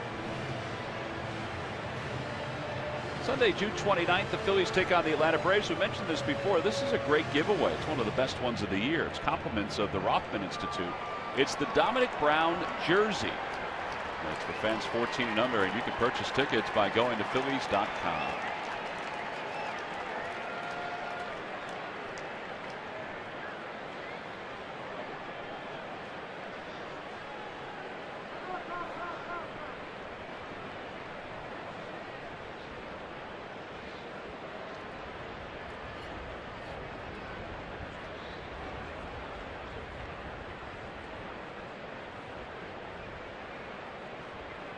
Span takes a strike. It's 0-1.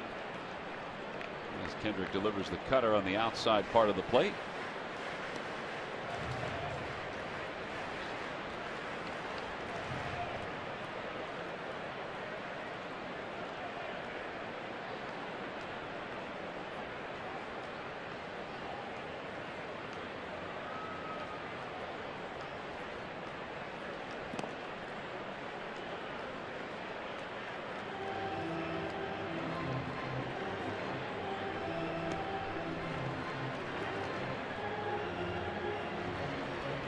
And I made a point earlier about hit by pitch. That's one of the stats that I would look at. How many hitters a pitcher has hit throughout his that year or in his career means he's either effectively wild or he pitches for a purpose. Now with Kendrick earlier with the hits batsman, that gives them 3 this year. There's a fly ball out toward right center field. Mayberry makes the catch. So he gets the left-hander out. He doesn't use the two-seamer to do it on the inner half of the plate. Definitely something to think about. There's no doubt about that. We'll go to the 7th inning, and John Mayberry will start it off when we return.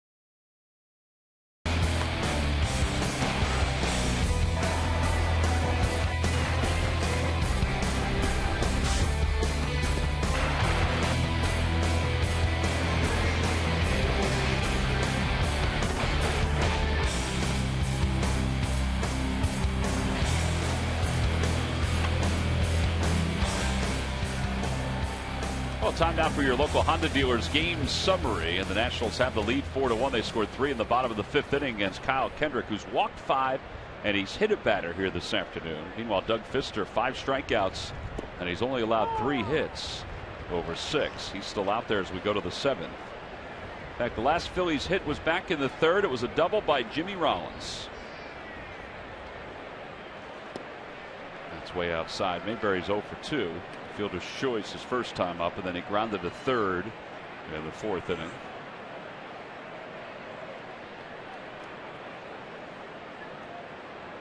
One ball, one strike.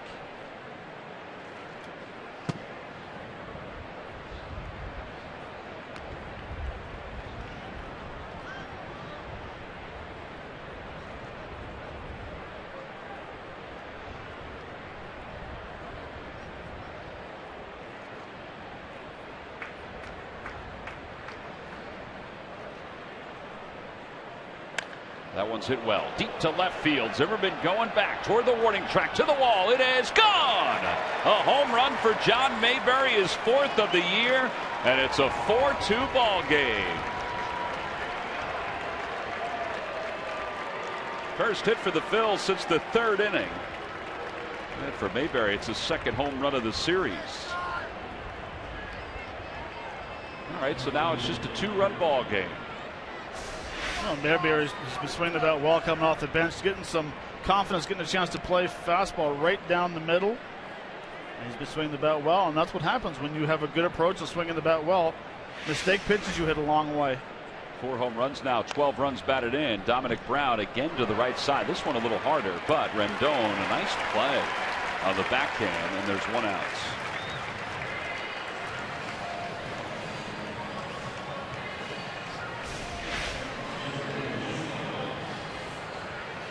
I mean, everything is just slowed down so well for him right now. The more at bats he gets, you can see he's feeling more comfortable. His timing is getting quieter. He's not so heavy on the front foot. And what I mean is when he lands, he doesn't land so hard. It's almost like you land on an egg carton. You don't want to break the eggs, so you land on the inside of your foot. He's got some good rhythm working right now, and he's got a very nice swing.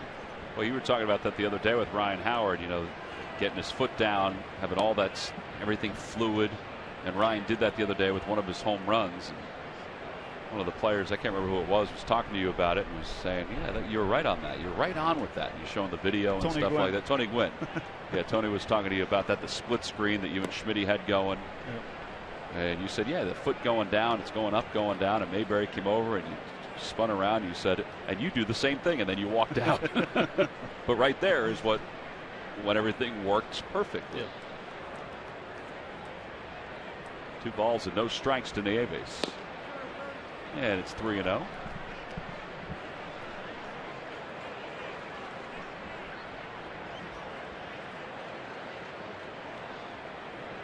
That's the former closer,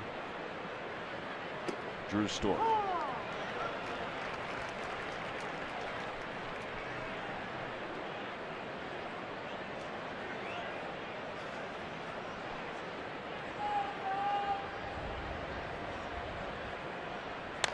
To the right side and Rendon to his left. Well, that home run hit by John Mayberry, and every home run this year. 1 tree will be planted by the Pennsylvania Horticultural Society as part of Home Runs for Trees, a partnership between the Phillies, PHS, and Aramark. Home Runs for Trees is part of a project to restore the region's tree coverage. For more information, visit phillies.com/red-goes-green. Well, now Reed Brignac, who has 0 for 2. He struck out both times.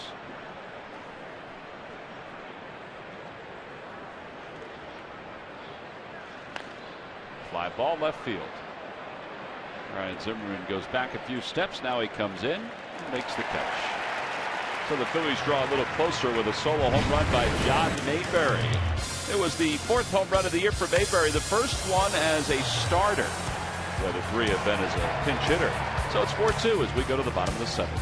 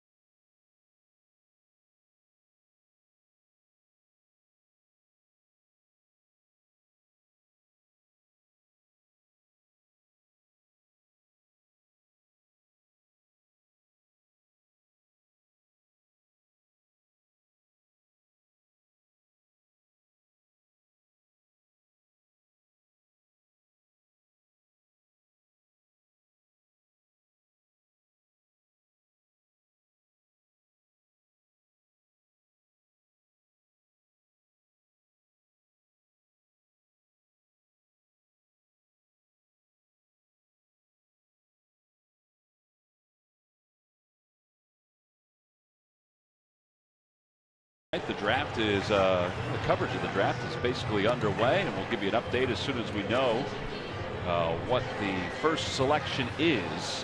Doug Fister looks like he might be done for the Washington Nationals. He's been congratulated for the last few minutes in the dugout. He allowed 2 runs, which again is on average what the starters have allowed on this homestand for Washington. Kyle Kendrick, meanwhile, is still rolling along as we go to the bottom of the 7th inning. He'll face Anthony Rendon, Jason Worth, and Adam LaRoche. It's a 4-2 ball game. Rendon is 1 for 2. He was hit by a pitch in the 3rd. First pitch is low, 1 ball and no strikes.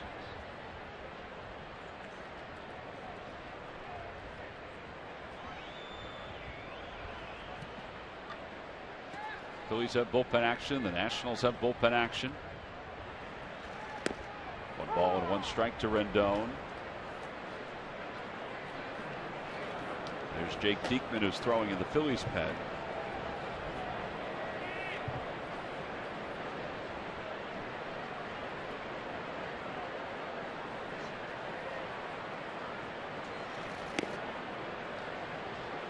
And Tyler Clippard has now started to throw in the Nationals bullpen. Well, Steven Strasburg last night went 7 innings, struck out 11. Jordan Zimmerman, who was sitting next to him, went 8 the night before. So Pfister goes 7 today. Fly ball to center field. Benavier makes the catch. And there's 1 away. That brings us to our Mazda leaders. And Pfister is second right now in walks per 9 innings. Kevin Slowey's a reliever for the Marlins. He's tops on that list. Cliff Lee, who still hasn't picked up a baseball since being diagnosed with that sore elbow, is number 4. Limiting the walks, such a big deal for any pitcher. Here's Worth. He's 1 for 2. He singled home a run and then scored his last time up. He's 1 for 2. Look at his reaction. No wondering whether he thinks a ball is a strike or not.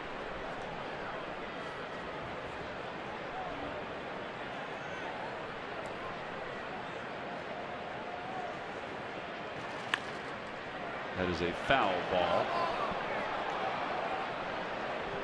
Ed Hickox, the third base umpire.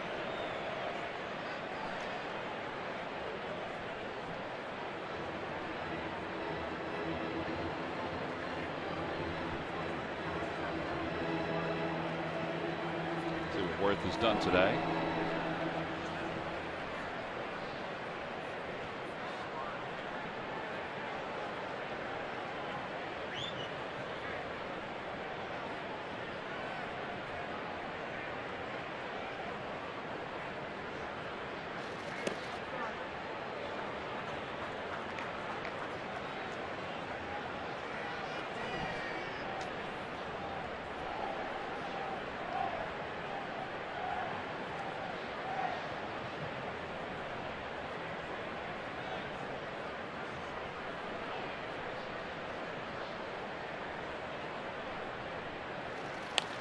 Fly ball center field.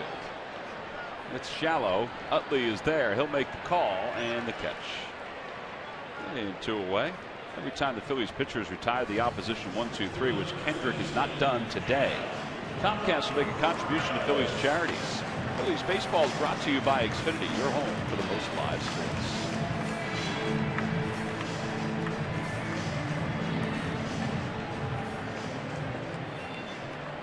Adam LaRoche, who homered his last time up to the back of the Nationals bullpen.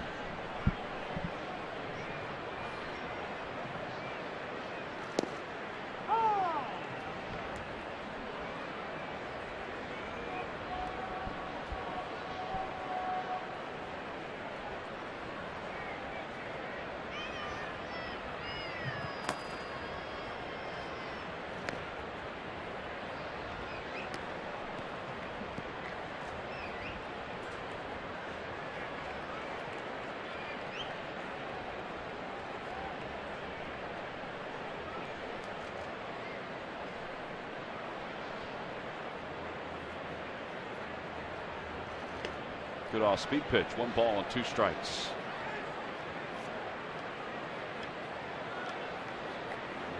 Kendrick today 4 runs allowed on 6 base hits and now 6 2/3.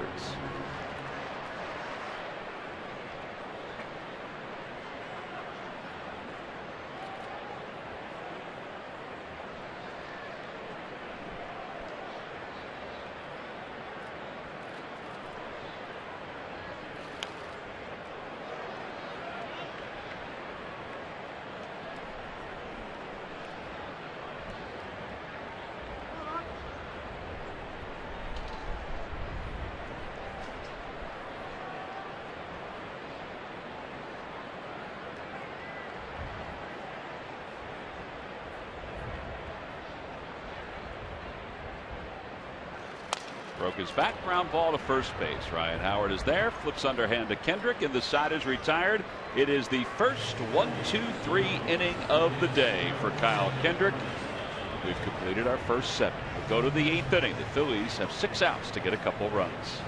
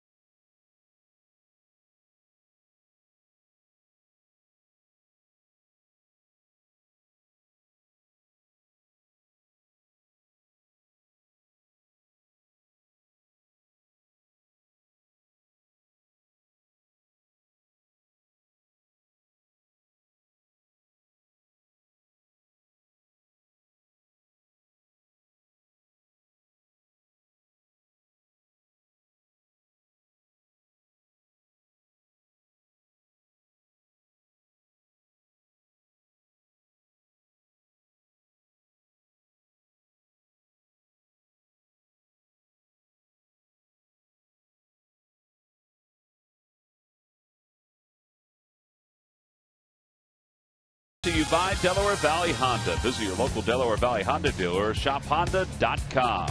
By McDonald's. Any size hot or iced coffee is just $1. McDonald's, I'm loving it. And by Chevrolet. Visit your local dealer at chevydealer.com.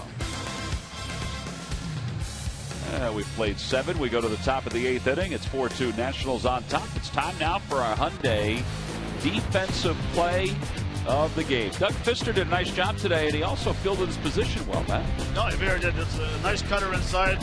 Turned to fluff the ball and heads to go to first base. Pretty athletic for a big, tall pitcher on the mound, especially the right-hander. He falls off easy to the other side of the rubber from the mound there. That is your defensive play of the game, brought to you by your local Hyundai. All right, well, Tyler Clippard will take over here in the top of the 8th inning. Tony Gwynn Jr., who's 0 for his last 14, will pinch hit. There's Clippard's numbers. Second time he's faced the Phillies in this series. First pitch is inside. 1 ball and no strikes.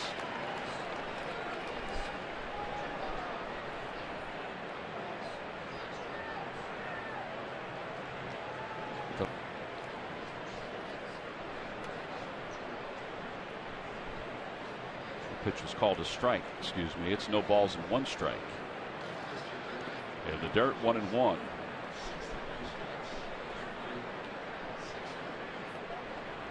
Tony pinch hitting here for Kyle Kendrick to start the 8th inning.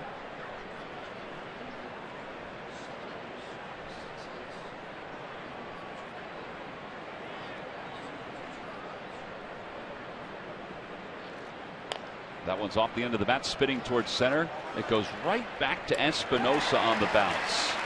Now there's 1 away. We talk about balls slicing back toward outfielders. That one literally bounced and spun right back to the cutting Espinosa. It was just a 2-seamer that hit off the end of the bat. And like you said, as soon as that hit, it kicked left and came right back to Espinosa. Danny Espinosa, as we said, playing shortstop today for Ian Desmond, who gets the day off. Tom, who gets benched today. Here's Ben Revere. Espinosa's a shortstop by trade. He was a shortstop at college. And I guess if Desmond is benched from time to time during the course of a season, he'll be able to fill in over there at shortstop. Jason Worth has only been benched 1 time this year for Washington, but he has played in every game for the Nationals. There's Desmond. No balls and 2 strikes.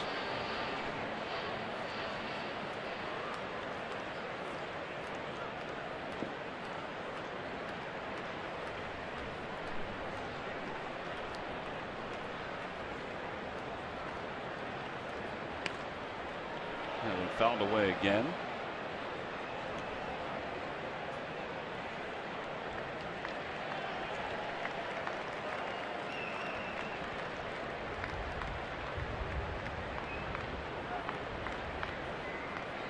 No balls at 2 strikes.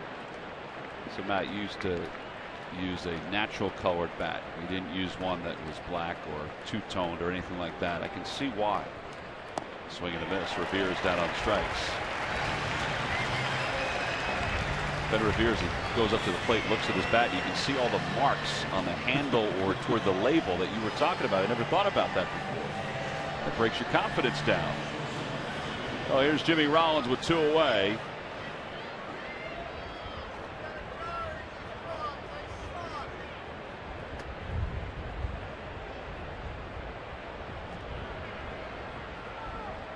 Rollins is 1 for 2 with a sacrifice. And a strike on the inside part of the plate.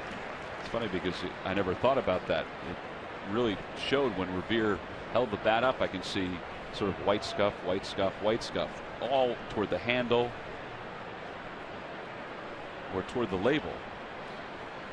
And even with Jimmy Rollins' two-tone bat, you can still see it. Outside, 1-1. You can see the good spots too. It's very faint.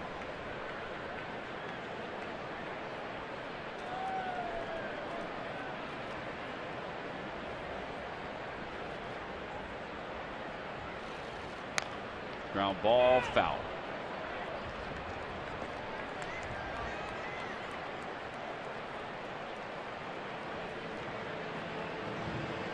Well, when I use the unfinished bat, and if I got jammed, there might be a little mark, usually a blue mark. But also when I swung a unfinished bat compared to a black bat, the black bat seemed like it was a lot shorter than the unfinished bat. Check swing, did he go? Yes, he did. Rollins is struck out, so back-to-back strikeouts for Clifford. Here in the 8th inning, the Phillies go down in order. So now we go to the bottom of the 8th inning. Ryan Zimmerman will lead it off with the Nationals on top 4-2.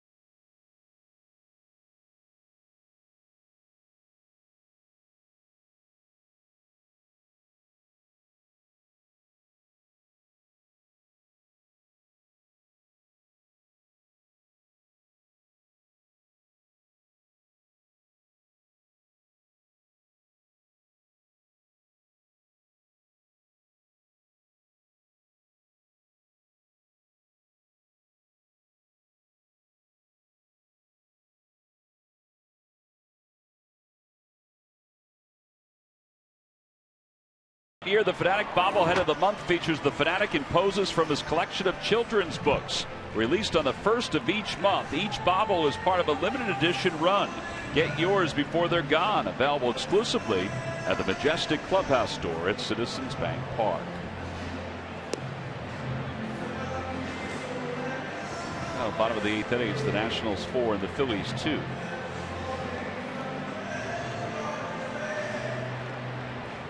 Justin DeFreitas will take over for the Phillies as we go to the bottom of the 8th inning, trying to keep this at a 2-run ball game.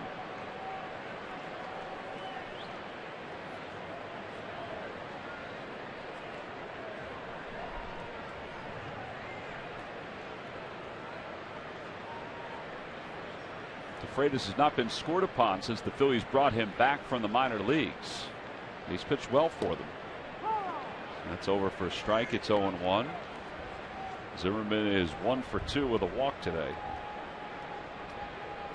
One of 5 walks issued by Kyle Kendrick, who went 7 innings and allowed 6 hits and 4 runs.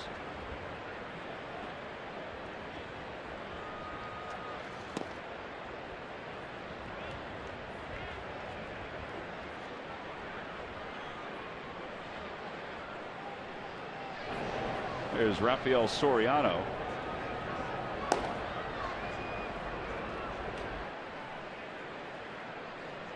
He doesn't really warm up. I mean, he just casually throws out there in the bullpen. He does the same thing on the mound when he comes out for a ball game. It's like we bothered him to come up and start the throw. I rustled him up from a slumber.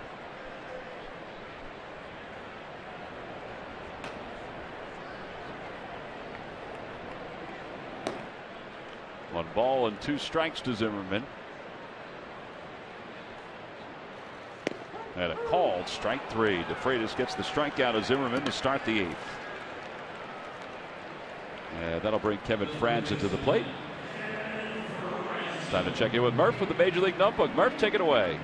Thanks, Tom. Brought to you by Gwynedd Mercy University and Yankee starter Masahiro Tanaka paying dividends and putting an end to a 4-game losing streak for the New York Yankees today. Tanaka allowed 5 hits and 1 walk as the Yankees beat the A's 2-1. The rookie from Japan is now 9-1 on the season. And some news right here in Washington, D.C. as Bryce Harper today gave a little update on where he stands and the timetable for his return, talking about his surgically repaired thumb. He said right now he's not even able to grip a baseball, not able to wrap his mitt around a baseball, so he's not able to do any kind of baseball activities, working on outfield drills or anything. So he says at this point, no real timetable. He does not want to rush back, and he thinks maybe right before the All-Star break or right after the All-Star break is a good time to start targeting. But right now, he's still a ways away from returning to this national lineup, guy. All right, Murph, we appreciate that. All right, Matt, what's the real story on him? I know you talked to him the other day. Is he ready to go? Nope. Well, I would have been really embarrassed if he said yes.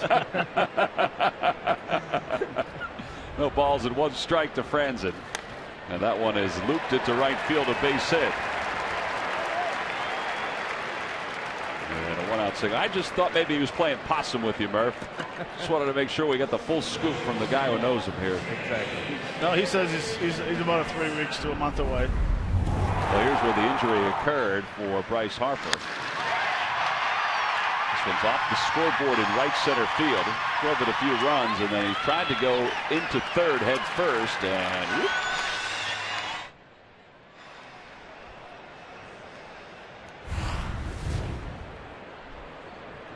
So the runner at first and 1 man down. Here's Danny Espinosa. He's 1 for 2. Now he had a pin placed in there, right? I believe he did.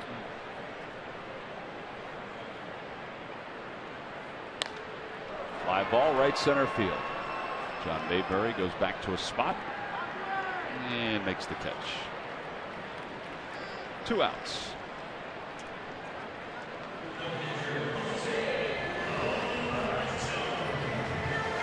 And here's Jose Lobaton.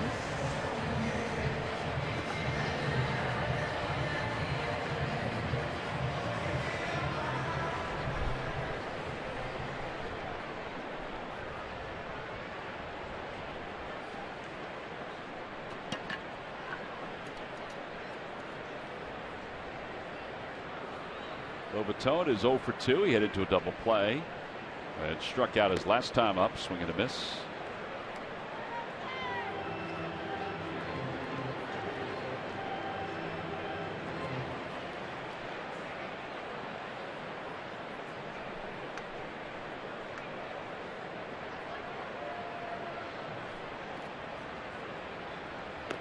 Quick toss over. Franzen back well ahead of the throw.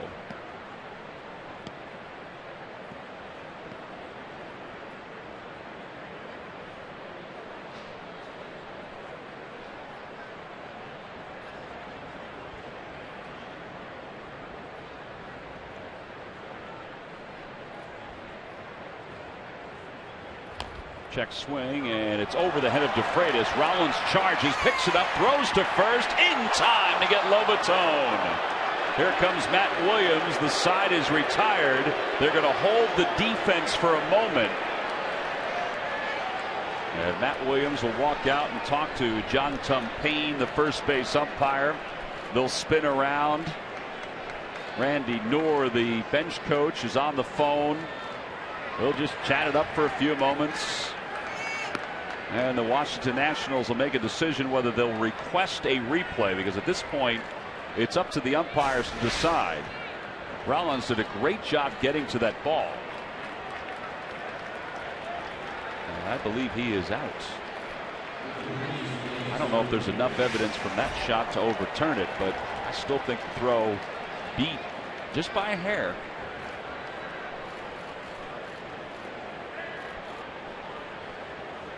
But we shall see. So the umpires, it's their choice to review this.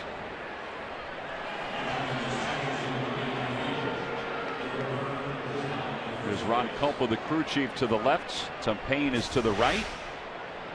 Watch this shot right here, Matt. Yeah, I don't even think that's, no. Again, it depends on the ball and the glove, what your thought process is on that. Ball is there, foot is on the bag, but is it totally in the glove? It's there, but is it totally in the glove?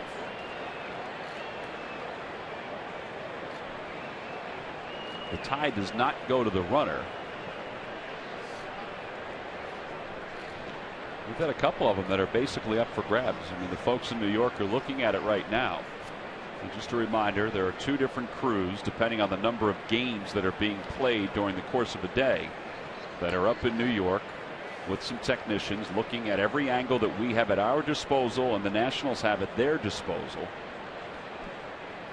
And they are making the decision. They're talking to the umpires that are with their headphones on, but this is another look that they have on the slow-mo. Now Howard's foot might be in the way a little bit.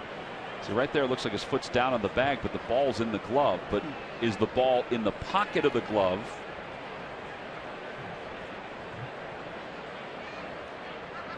This is a tough one. I don't know if there's enough evidence to overturn it, but well, the thing that makes it so close to first base is where he landed right when he was going through that first base bag. Yeah, did he land on the edge of the bag or did he not? You know, that the foot was close to it. I mean, it might have been on it, but it was tough to tell by the angles. I mean, they're taking a long time to look at this, so they can do the same things that we can do. They have the slow-mo ability. They can, you know, move it forward, slow it down,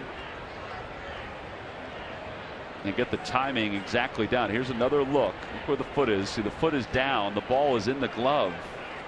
But is the ball, I mean, it's basically a tie. And the tie does, you know, as per rule, you got to beat the throw to the bag.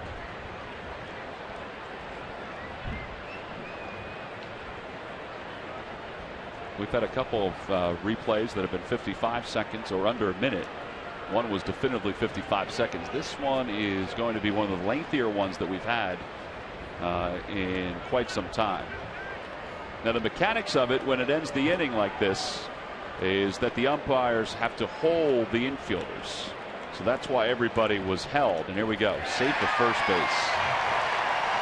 I have to admit, the last three replays have been the toughest three, at least from our vantage point, to see. I thought, well, you thought he was safe. You did call it as we were looking at it. The call has been overturned. Ryan Sandberg's going to come out, and I believe he's going to bring Jake Diekman in. Here it is again. Ball is not, I guess, in the pocket when the foot is on the bag. It's in the glove, like it's in that area of the glove, but it's not in the pocket. And they made it clear early on this season that the ball has to be nestled into the glove in order for the fielder to have the out recorded.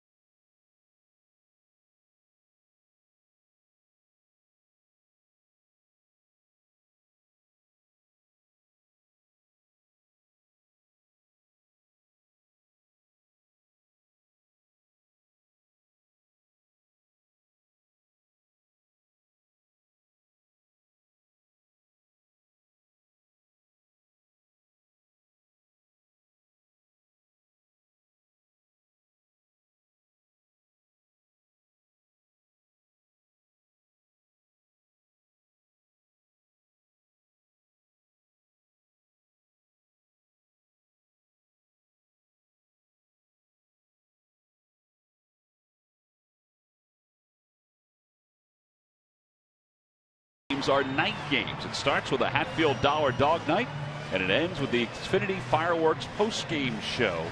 That's coming up on Thursday the 26th. Tickets can be purchased anytime by going to Phillies.com. Well, Greg Dobbs had been introduced as a pinch hitter for the Nationals. But when Ryan Sandberg decided to go to Jake Diekman, and Matt Williams countered with Hairston. So Diekman, 28th ball game. He's 2-2 with an ERA of 5.02. And he's on with 2 men on. And 2 men down here in the bottom of the 8th inning.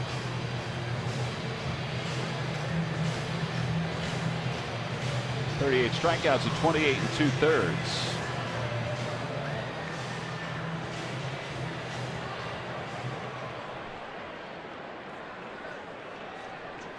Hairston has been up 1 time in this series. Overall, he's hitting .467 against lefties and .312 for the year. The first pitch to him outside, 1 ball, no strikes.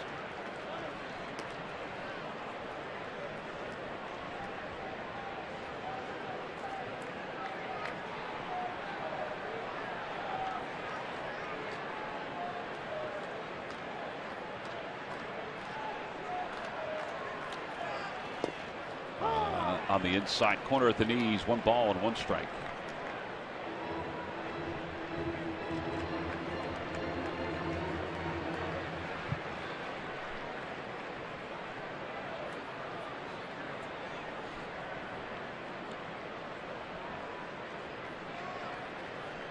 Swing and a miss, 1 ball and 2 strikes.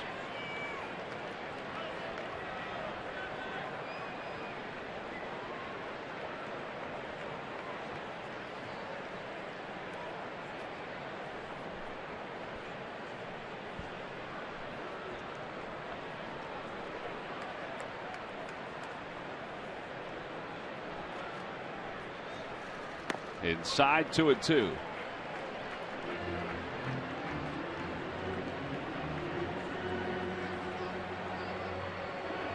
So 2 balls and 2 strikes to Hairston.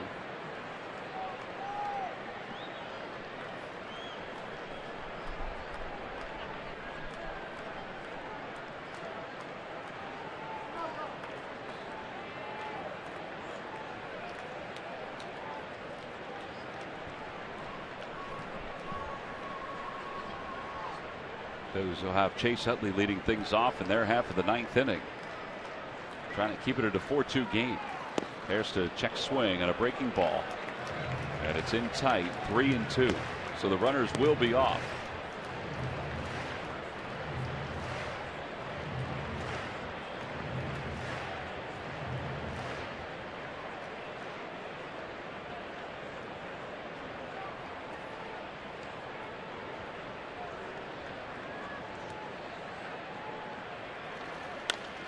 Popped him up.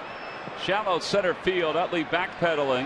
Makes the call and puts it away, and the side is retired. So Diekman gets the last out here in the 8th inning. So good job between Diekman and DeFreitas. So now we go to the 9th inning. The Phils try to avoid the sweep, and they'll do so against Rafael Soriano.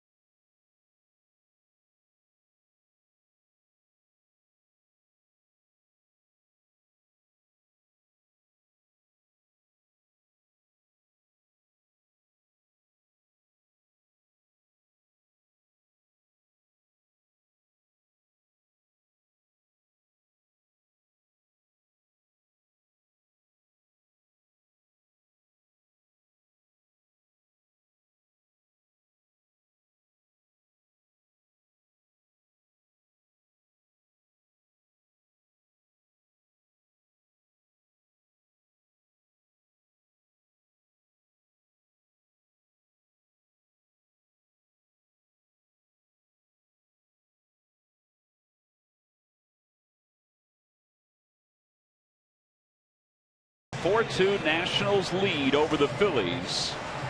It's time now for our WB Mason delivery of the game. All right, so this is the key moment right now, this LaRoche home run. Yeah, that's at the front door sinker that didn't front door and it didn't sink. Stayed pretty much straight in the inside to the sweet spot of the barrel, and he drove it to the right field for a huge 2-run home run. So that is our WB Mason delivery of the game. The Nationals lead it by 2.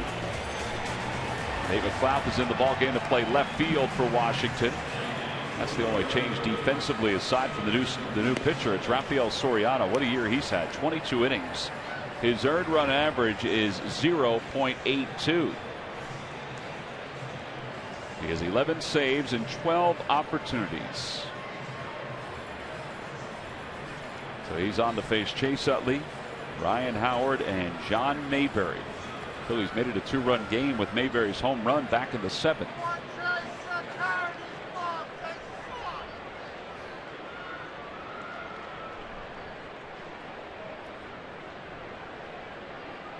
Opposition's hitting just 176 against Soriano.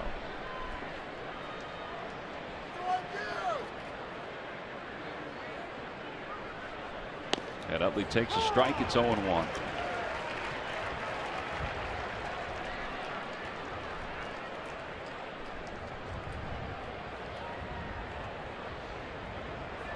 One for 3 against Soriano. Just those 3 at bats.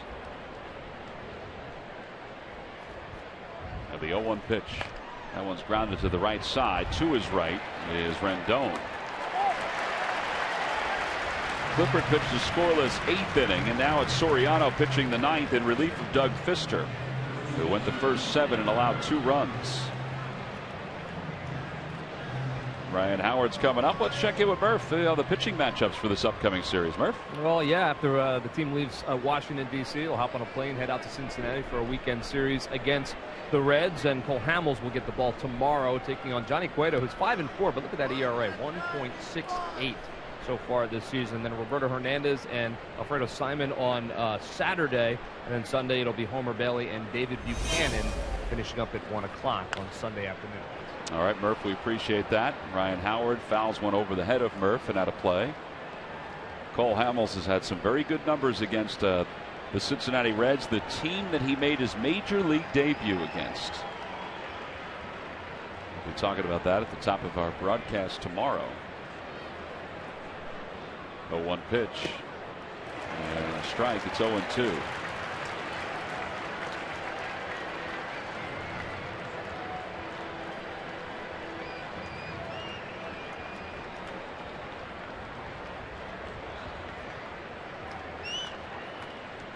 And now the 0-2 pitch to Howard.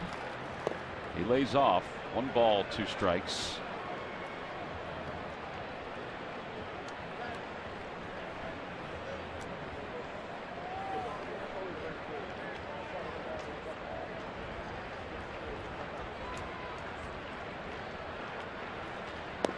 Another one inside, 2-2. That's a good hold by Howard.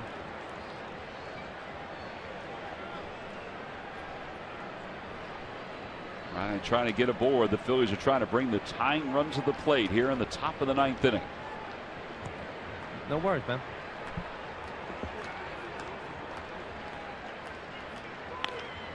Down the left field line.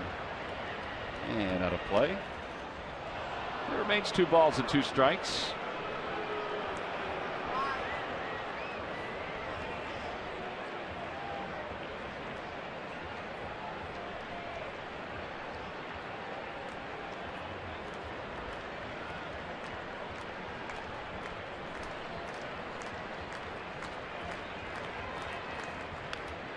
Another foul ball, so Howard fighting to stay alive here. It's 2 balls and 2 strikes. Phillies scored a run in the first to take the lead, and then the Nationals tied it in their half of the first. And then Washington took the lead in the 5th with 3 runs. RBI single by Worth. 2-run home run by LaRoche. Swing and a miss, and Howard is struck out. 2 away. 3 strikeouts for the Nationals bullpen.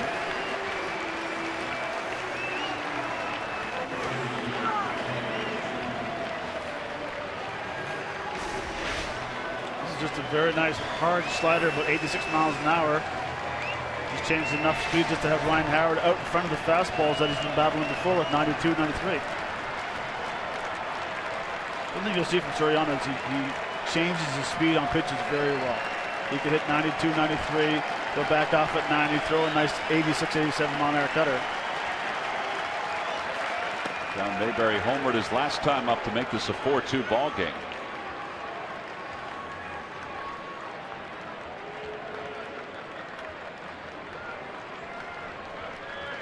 One ball and no strikes to Mayberry. Again, the Phillies trying to get a base runner aboard to bring the tying run to the plate. Outside, 2-0.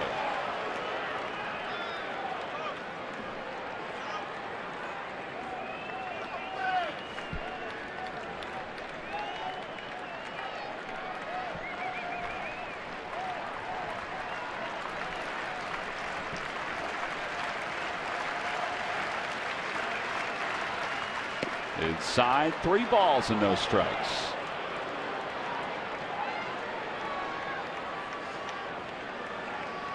Dominic Brown is on deck.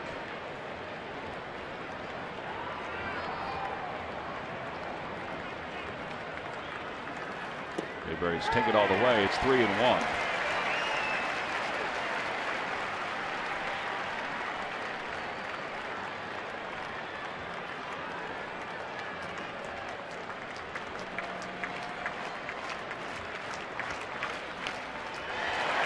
Of a slider, he fouls it back. So 3 balls and 2 strikes, 2 outs. Here at the top of the 9th inning. Phillies had a lot of success down here in Washington for a number of years. They haven't had a lot of success recently. They've lost the first 2 of this series, and they're trying to salvage this final game, but they're down to their final strike and their final out. And now the 3-2 pitch to Mayberry. Swing and a miss. He got him with a high fastball on the side. Is retired, and the Nationals have swept out the Phillies, who have now lost 6 consecutive games and are 10 games under 500. The Nationals win it today, 4-2. Our Chevy player of the game was the starting pitcher again for the Nationals, Doug Fister. He picked up where Strasburg and Jordan Zimmerman, Matt, left off the last 2 nights. Yeah, he really did. Went out and he threw a lot of strikes, pounded the strike zone with fastballs, curveballs, the front door sinker. The thing about him, he never gets rattled. He can get in trouble, and he knows he has the defense behind him to make good plays. He has not an overpowering fastball, but he has a very good changeup. And he got a lot of awkward swings and a lot of easy ground balls. Yeah, he didn't have a whole lot of base runners today. There were just 3 innings where he had base runners. Well, 4 counting the inning in which John Mayberry hit the home run. So he improves to 4-1, and the Nationals have swept out the Phillies here this afternoon. Adam LaRoche was the hitting star. 4-2 the victory for Matt Williams' team.